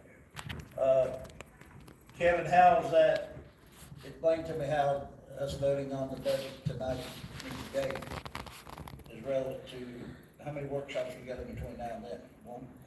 Once again, if you tell me you're not prepared to vote on this today, I understand it. We'll just leave that number there as Amy, David, and I are preparing the budget. As somebody indicated earlier, it's only 520 plus 1, $620,000 totality. So for right now, we'll just hold the number 620. But that, what you asked me to put on the agenda was to review the proposed budget contribution to Columbia County. So if you tell me you don't want to vote on that today, I'm good with that too. We'll just assume that number for right now. I haven't seen any motion, you know. Did Swanee County already vote on it? They tabled it last, yep, not before last. So they didn't vote to accept it either. That table it. I don't know who did that. I watched the meeting last night, and they tabled it, I was called, said, hey, they tabled it, and I'm like, so I just wanted to hear, but they absolutely tabled it. For, I don't see where, Well, I think it's because they had to do a public hearing, and it's good. I would never stated in there. not in that meeting last night, like I said, there was, everybody on this board and this public. They need to go watch the meeting. If I could make a suggestion, since the budget request is conditioned upon approval of their proposed rates, and you don't know if you're going to approve those proposed rates until September 3rd, or what rate you might settle on, you might defer the question of the contributions. I'm assuming, based on how math works, if you approve lower rate increases, then they're gonna have a higher supplemental request. If they continue, Joe, you're exactly right, if they continue with all their other, Right. additional asks. So what I'm suggesting is until, and that might be where Swanee County landed too, until they know what they're gonna do with rates, they don't really wanna vote on another number, because they don't know what that number is. So you might put this off until after September 3rd, is my suggestion. I think that would be a reasonable thing. I think at the next meeting, we need to have staff present us with what plan they plan to proceed if you do away with this authority. Because they gotta have a plan in place, and I hope it's better than the plan we had before this authority got started, so, you know. I'm gonna be honest, I don't think that the commissioners are gonna get mad about this. I think they understand. Maybe they don't, but we're not doing anything. We haven't said we weren't gonna do years, 2 years. We said we were gonna do this. And we're just trying to do it, you know, and if there wasn't any lashback when you did it, Rocky. You were like, okay, so I don't get why a board would get, well, they think that this is angry or whatever. When you give somebody an ultimatum, most of the time, that ultimatum don't work. Well, the problem is, we didn't give them. You know that, and it'd be the same way if somebody told you. We didn't. Probably you gonna do this, or you gonna. No, because I would Yeah, tell you Commissioner, say, all right, well, after you're 2 checking. years, Yeah. after 2 years of saying, Commissioner, I'm gonna be on there, I would have gotten on there. I'm just being honest with you, Rocky. You were fine with it, I know. Look, the whole plan from the start was an independent board. That was the whole plan from the start. I agree with that 100%. And the plan I stopped. think that's the best plan. But when that plan also got started, we were planning on doing a utility transfer, an asset transfer, within the first year or two. And the asset transfer has never taken place. And all Swanee County has said is, we think we should have commissioners on the board until the asset transfer takes place. That's what they said. That's what they said at the meeting, that's what they voted on. I mean, that's been their position from the start. That as soon as the asset transfer takes place, then we get off the board and we appoint the two boards. Maybe. Well, they said they would, I mean, that's what they said. But what Mr. Ford said, as far as the assets changing hands and everything, he's exactly right. But we're here a meeting or two ago on the North Florida Water Utility. We were all in the rush. We wanted to get this accomplished by October, I think the month was. Where I had problems with. Started in August, wanted to be done by August, then they spent all October. That's right. But with no plan in place, and again, and I'm gonna say it like it is, there's not even a policy over there as to how you collect delinquent fees. And we're gonna swap millions, hundreds of millions of dollars worth of assets? We got the wrong person. I voted publicly, and when we hired the director, we hired the wrong person for the job. That's my opinion. I showed it in a public vote, and I'll say it publicly. That's the reason why the utility is in the shape it is in today. That's Tim Murphy's opinion. Okay, Mr. Sturdy, move on. Let me address what you just said. Okay. So Fort White just voted to approve a mandatory hookup, water and sewer. They didn't have that in place until the last meeting. They didn't have that in place. So if you've got a customer down there with a well right now, and they got city water that's available, and they don't wanna pay, and they've got water, the only way you make them pay is to cut their water off or carry the cord. So, until that mandatory hookup was passed, you had no way of collecting that money or making them pay unless you take them to court. You couldn't cut their water off, they were on a well, and they were allowed to use that well because there wasn't mandatory hookups. Now, I've been paying a water bill, and I'll tell you right straight up, I've been paying a water bill for over 20 years at my house. I cut that water off probably 12 years ago. Cause it was, I wasn't gonna use water. Bad water. I paid for it, but I didn't use it. I've paid the bill for over 20 years. Now, the water, we got pretty good water down there now. And everybody's, a lot of people starting to use that water. And now they got mandatory hookups. We have a mechanism in place to enforce it now. We can make them disconnect from that well, hook city water down and pay city water. We can make them. We can make Ellisville. I just found that out 2 weeks ago. When I brought it up at a meeting, Joe come to me after a meeting and said, hey, just so y'all know, we do have mandatory hookups in Ellisville. We got it in place. We got mandatory hookup for water and sewer in Ellisville. Y'all can enforce that. We might have to do a little bit of tweaking on the resolution, but you can enforce that. So, you know, you got to have a way to do it, and you got to have an ordinance in place to do stuff. You can't just say they didn't have no, there was no plan. It's just like paving roads in Columbia County. They no plan to pave roads in Columbia County. Because you gotta acquire property. People won't sell your property, you either got to go to eminent domain or not, you know what I'm saying? So, there's certain things you can do and you can't do, even in government. I mean, I wanna do one thing, because I had somebody call me from Fort White the other day.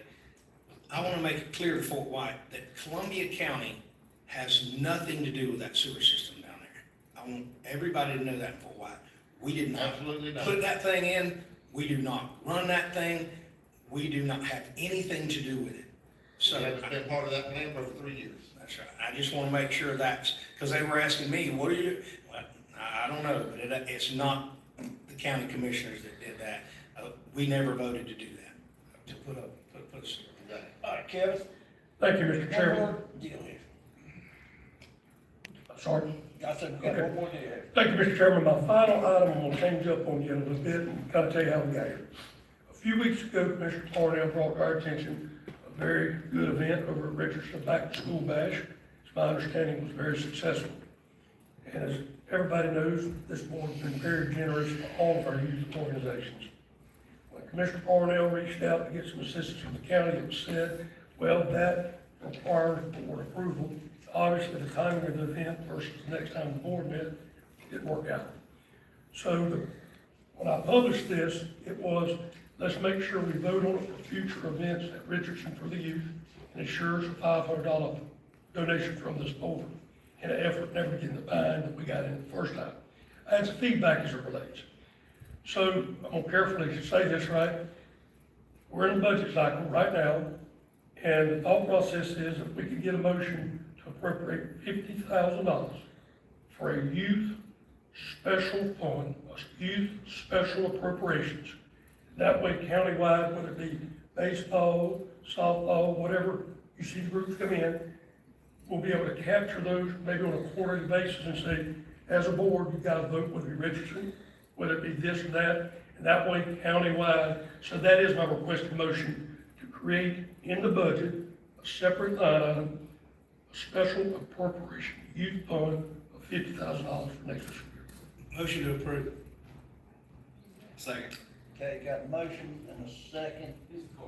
And you have a question? So Kevin, that's Go gonna ahead, take, Stu, go ahead. so that's gonna take care of like all of these things we gave kids here, we gave 5,000 to this, 5,000 to that one. That'll take care of all of that, right? That is, yes, sir. So how are we gonna decide who gets what out of this $50,000? Or is it still gonna come before the board to approve it out of $50,000? Mr. Jared? Yes, please. Okay, as always, once again, it's kind of messed up, but my recommended motion was to ensure $500 for the next event at Richardson. I got feedback from many people. Well, guys, if we're gonna do that at Richardson, what about the other places? I said, well, we do. All the time, 5,000 here, 5,000 here, 5,000 here. So Commissioner Phillips, to answer your question, my thoughts were, I kind of run the math, we're in the budget process, create a special line item to come in front of this board for each event, vote on it, and you fund it out of that line. So you just wanna place in the budget? That is correct. Okay. So it's just not willy-nilly and everybody gets it. I had the same question Rocky had. Fort White Okay. needs stuff and everybody needs stuff. Go ahead, Stu. Thank you very much, Mr. Chairman. I don't object to you guys voting on funds, that's what you get elected to do. looking at this, and I looked at the agenda, I forgot my laptop today, but I know that's all that's on there. It says, provide $500 for annual back-to-school events to facilitate school supplies to children. That has nothing to, that's just a minuscule part of what the co-county manager, assistant county manager just said. That's not even close. Maybe Mr. Foreman can find those words in there, that's what attorneys do. But I think as skilled as Mr. Foreman is, he's not gonna find $50,000 on a budget line to have another fund. What I'm asking you to do as a taxpayer is put this on the next agenda, if that's what you choose to do, and let the record reflect Mr. Kirby shaking his head like maybe it's not a bad idea. And have some kind of parameters. Like if you're gonna give away the money, to what organizations, nonprofit organizations, are they only for school kids, is it only for recreation, does it include that stuff? Does it include, whatever you guys want. Do you get a financial report from the organization that's asking for money, which probably would be a good idea, which you're supposed to do, but we've never seen those in the past. So all I'm asking is understanding that you guys are elected to vote and do your business, is that you do this business instead of mugging the public like you just did with utility authority. Put it on the next agenda with the correct backup material, and so the public knows what you're doing. Thank you very much. Then it wouldn't be a surprise attack. Thank you. Mr. Chair. Yes. So to elaborate on the feedback Mr. Kirby received, because he did discuss this with me too, I think he discussed it with me a little bit. So the perception is, and it's fair to have a perception that, you know, money gets given to certain people and not others, things like, you know, because of the way the procedure works, right? So folks come in, they give a presentation, y'all all five vote, hey, based on that presentation, we want to support you, here's $5,000 to go to California, whatever. We've done that before, I've seen it. Whereas another commissioner might come in and say, hey, I'd like some support for this, but it doesn't actually come into a formal motion. Nobody's fault, it's just there hasn't been a procedure for it. Well, then the clerk says, was there a motion for that? And the manager's left in a position where he says, well, no, but it's $500.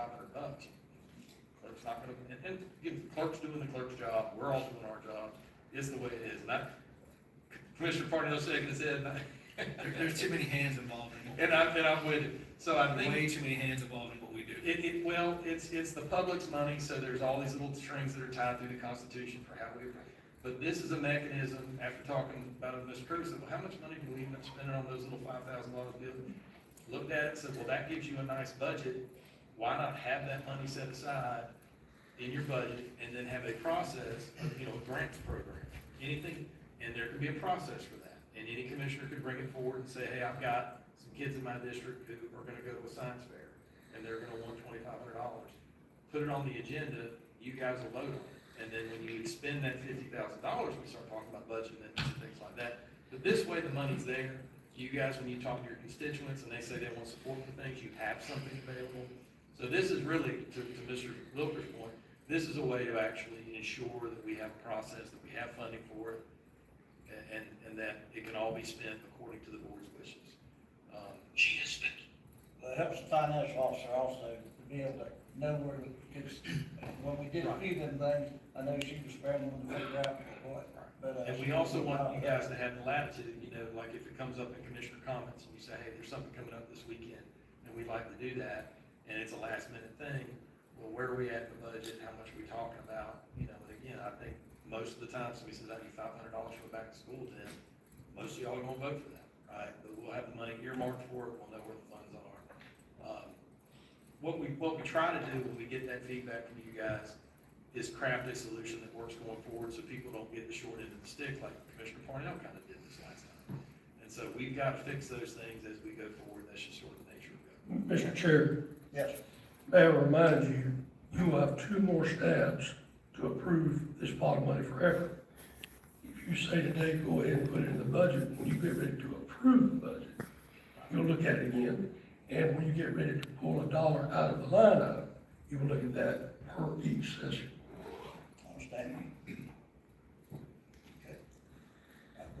got a motion on the floor. Wasn't that you? Yeah. Parnell second. Yeah, I seconded already. Okay, so we got a motion to second, any discussion? Was that given staff, put it on, When they bring it, go. Did I hear, is there another back to school event this weekend? Yes. So if you want that $500 for this weekend, you need to make that motion separately from this. So then, let's go ahead, let's vote on this one, but then make that motion. So in that part, the, pathways, But handle this one first, Mr. Chairman. Just to make sure he didn't believe that it was approved. Okay. Okay, so we got a motion, Putting on an account for the whole county. Right. got a second. All in favor, say aye. Aye. All opposed, okay. So now we need a motion for the basketball event this weekend. So make a motion, we approve or grant $500 for basketball event this weekend happening at Andy Maddox, put on by Pathways, I think it's Pathway for Success group. There's a motion on the table for that. Okay, so that's for the Board of County Commissioners To approve to approve $500. $500 for the basketball event. It's just to buy school supplies, pens, pencils, paper, notebooks, things like that, to give to the kids at the basketball event this weekend. That's all. And we did not do that for the Richardson, is that correct? Did not do that. That was just all through donations. Did Fort White have one? Fort White's got one today, I think, from 3 to 5. They looking for donations or anything there, do you know? Who put it on, Ron? Community center put on one, I think they were doing that one today. Do they have an independent board, not to get off the subject? Community center? Yeah. Okay, I thought we were talking about Fort White town. No, not community center. I'm not community center, I'm sorry, thrift shop.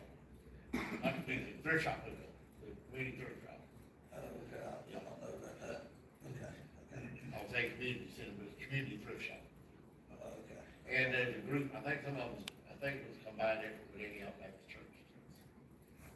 Okay, okay. Like they it was today. Okay, And I think the one at Fort White's today, 3 to 5. If we need to amend it and say, we'll send, give them something, send Kimmy to the store, send Kimmy to Walmart right now and run down there and drop, either I can, whatever needs to be done. I'm just saying, I mean, Well, I think, I donated one. We all did. Well, I donated for a while, yes. Yeah, I donated some of the one to Fort White myself, but that's what we did. And you donated to the farm.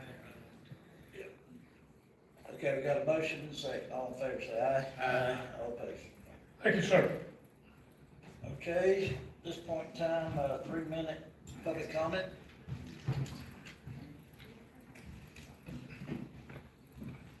And write this one down. Oh, hey, look who's coming over here. They should get some direction now. Ms. Clayton, State I will your be name for the brief. clerk, if you would, please. Dale Williams, Business Development Director for North Florida Professional Services. Thank you, Mr. Chairman, members of the board.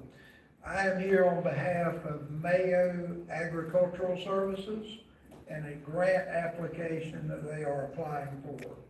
I apologize that I wasn't able to get you any information sooner, but I just learned of this need late yesterday. I'm going to be asking for this letter of support or resolution.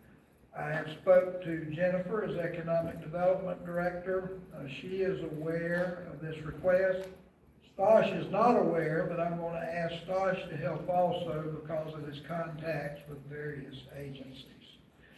You may or may not be aware, but the federal government through the United States Department of Agriculture has created a grant program called FIELDS, F-I-E-L-D-S. I'll butcher this, but it stands for something like Fertilizer Investment and Enhancement for Domestic Long-Term Supply, something close to that. Your agri-liquid plant, which is about to open or has opened, use that same grant under a different authorization. So it's that same pot of money. Nationwide, it's about $500 million, which nationwide is not a large grant. However, in this particular case, the grant is somewhat it's somewhat appealing to smaller producers simply because the big guys, the Mosaics and the Nutrients of the world that deal in the world fertilizer market, they're not eligible. So some of the smaller guys can participate.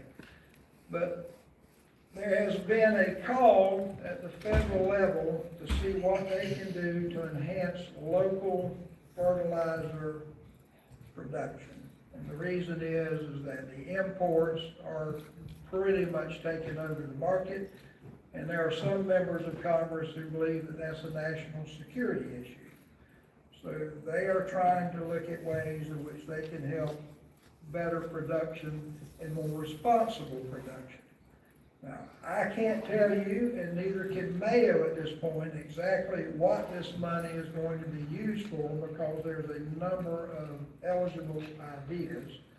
But some of the things that I did see on the list would be like a company like Mayo could potentially start making a time release type fertilizer, which of course would appeal to a lot of homeowners.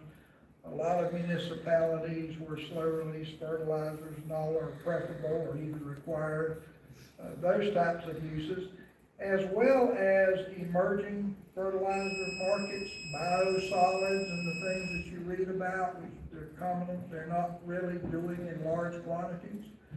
So it's that type of thing that this money could be used for if they're successful. So here's the negative aspect of this. Yesterday I learned that these letters of support are needed and have to be returned with this grant by the 17th. So we only have roughly, a little over a week. Now I want to make it very clear, North Florida Professional Services is not doing this grant. These things are complicated.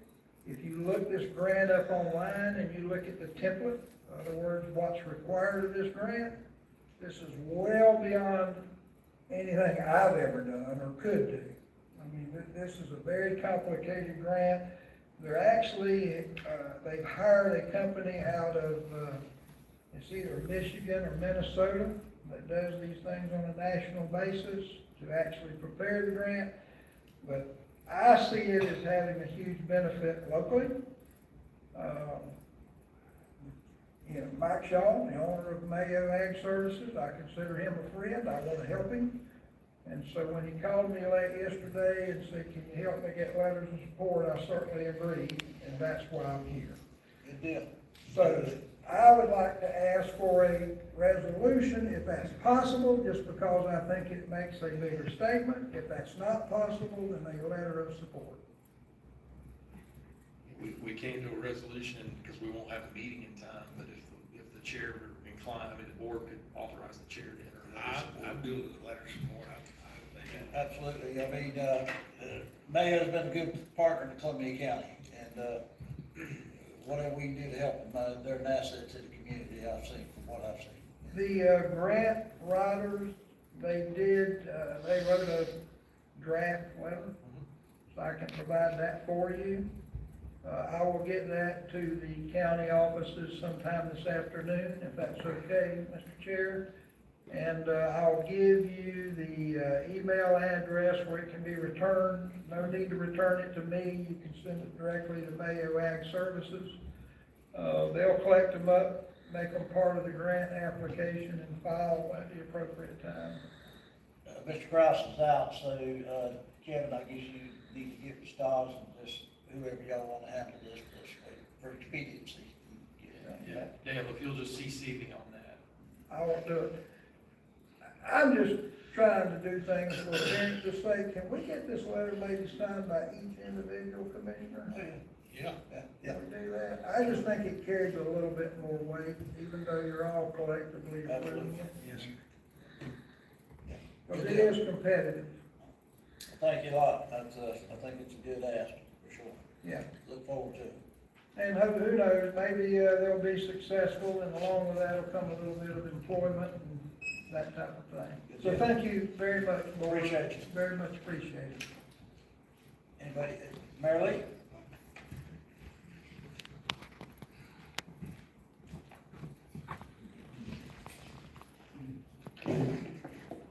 you for allowing me to speak at this very interesting meeting. I'm glad I came. Marilyn Motlis Gibson from Fort White. I'm actually here to announce that I am running for office, and it's a very auspicious time to be here with some of the stuff that I heard today. So I'm running for State House of Representatives, District 10. Once again, 2018 was the last time I ran as an NPA. That was unsuccessful in our district, as most of you can imagine. But now I'm running as a Democrat, the only Democrat in the race, so I have no primary. I would like to say a couple things about this meeting today, since I am going to be running for this particular, I'm qualified for this particular seat. What Mr. Williams just came up and brought forward, those are things I'm going to be running against. More fertilizer, more nutrient loading, more changes of our quality of water in our basin. So if you get behind a project like you just heard, I probably have some objection to that. If you are familiar with Everlyzer fertilizer, I'll come with a change. He's doing things in a way at Everlyzer in Suwannee County, the way fertilizer should probably be moving toward, and those are things that I've actually been against, chicken farming operations, for instance, at our CAFOs.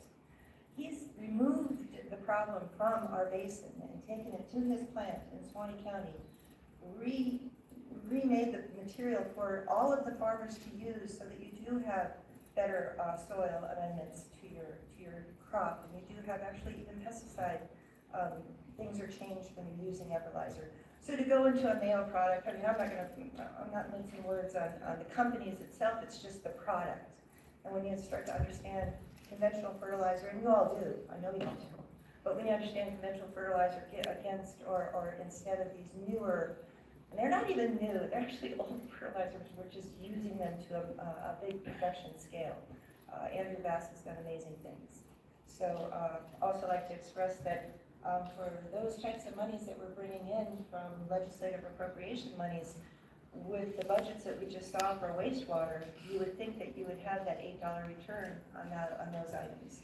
So I'm not seeing that, and to pass it off to new residents or residents that are heritage families that have lived there forever, I see your dilemma. And hopefully one day I'll be in your shoes where those will have to matter to me even more so in terms of budgets. So thank you very much. I appreciate Thank you. Anybody else? Okay, I think you don't have any more updates, I'm sure, do you, Kevin? No, sir. Okay, as the assistant. Okay, commissioner comments? Mr. Everett? I don't wanna get nothing fired up here, but we do have an ordinance in Ellisville on our well systems and the sewer systems and all that kind of stuff. If that water line goes by your property, and your well goes out, or that ordinance says you have to hook up to that water. So if you're residential property and you come in for a permit for a septic or a well, you are supposed to hook up to the utility, right? So your well and septic are grandfathered in, so long as they keep working. But the minute you come in for a permit to change them or correct them, now that's only on the residential side. That was a compromise that appears to have been struck in the ordinance itself. Commercial, it's no questions asked. You hook up. And Commissioner Ford reminded me it was 14, 15, a long time ago. We actually did a series, we ended up with 6 identified commercial properties that were not connected to the utilities. And I brought it as far as asking the board for authorization to initiate litigation. And, I mean, Mr. Carter even remembered it. We were told to stop. And that's, I think, Commissioner Ford's point about even when you put it in the ordinance, when the rubber hits the road, a lot of times, and it's fair, you guys are elected, you don't want to upset people, like that's part of it. When the rubber hits the road, it's time to enforce, whoa, don't actually file a lawsuit, don't actually fine and sanction people. And again, it's fair, it's reasonable to understand that a board of elected officials would feel that way. I'm elected, I don't want to upset people either. But I actually went and pulled the files, we'd sent certified mail, we've done everything, we brought it right up to the edge, and then we were told to stop. That is what happened. Well, because I have, people have asked me about it, and I said, if your well goes out, you have to hook up that water system. That is correct. And if your septic tank goes out, if it fails, you're hooking up the sewer. Well, I think, while this discussion's taking place, I think it's time to redress it, because that was in 15. I know I hadn't heard it since 16, since I've been. Yeah, it's been a little bit. So are you gonna tell them they gotta do that? So are you gonna tell them they Yeah, gotta do that? read the ordinance. I've never read the ordinance, 100%. Yeah, absolutely. I mean, but Yeah.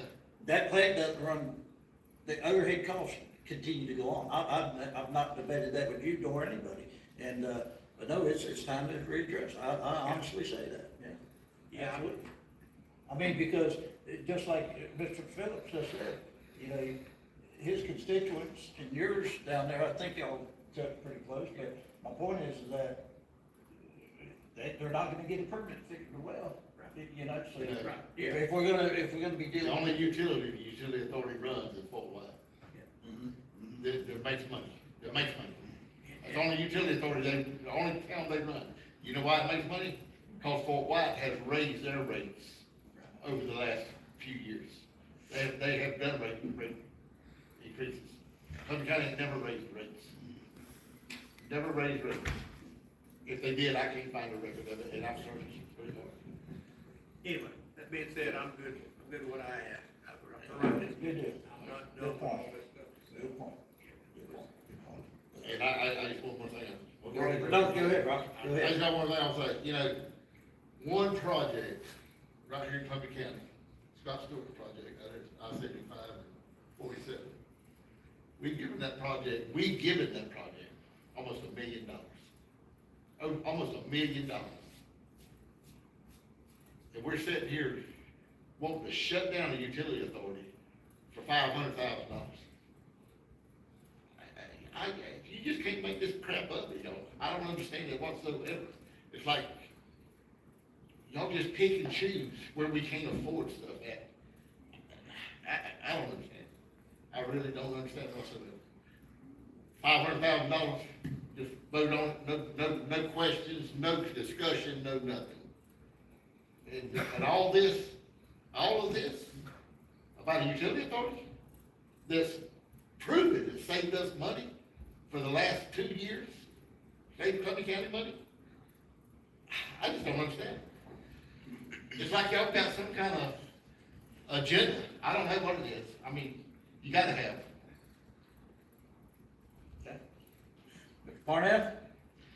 I just want to thank everybody for the contributions to the back to school event. We had, we serviced over 800 kids, 275 parents. We gave out over 100 haircuts to little kids, boys and girls. Some girls get their hair trimmed and all that. So it's a great event. I appreciate everybody reaching out and continuing to do that. It was a very, very great event.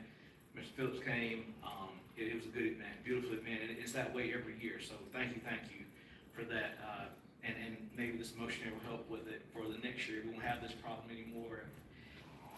These outside factors coming in and saying we can't do it because of this. So that still baffles me, but that's whatever. I'm still learning. So second thing, guys, we all aren't going to agree on everything. We have to agree to disagree sometimes, but we are the leaders of this county, and we have to continue to have these meetings and have our decorum, and we have to have respect for each other, no matter what's going on, no matter if we're disagreeing or agreeing, we gotta have respect for each other. So let's just try to get back to that, and we stick to our decorum. There's a lot of back and forth with these meetings, and we have to have respect for each other, and we have to run it in a way that lets people know we're the county's leaders. So we have to continue to do things that way. I'm not picking on anybody, I'm not pointing a finger on anything. There may be a time where I get riled up here in a little while, I don't know, but we just have to keep respect going. That's all I ask. That's it. That's all I got. All right, real quick, board, I thought Jennifer left, but I seen her pop back in. Jennifer, please, would you give us an update on the Friday event, please? In case any of the commissioners would like to, attend Live Oak or whatever.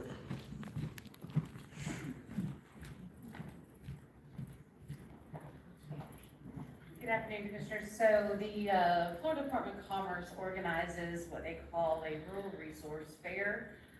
This is something they started last year as an initiative to get state agencies and some federal agencies in front of local businesses, small business owners, things like that. So it's an opportunity for a small business owner to have a face-to-face conversation with a state agency that they may not have otherwise.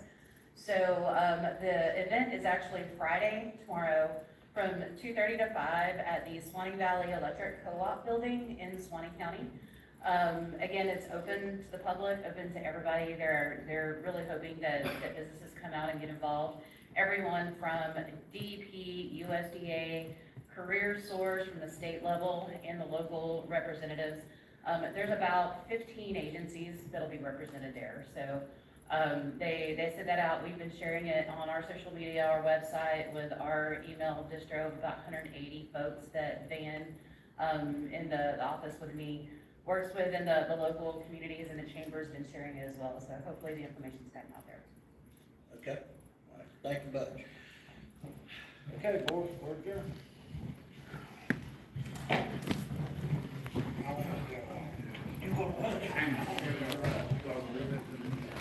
Yeah.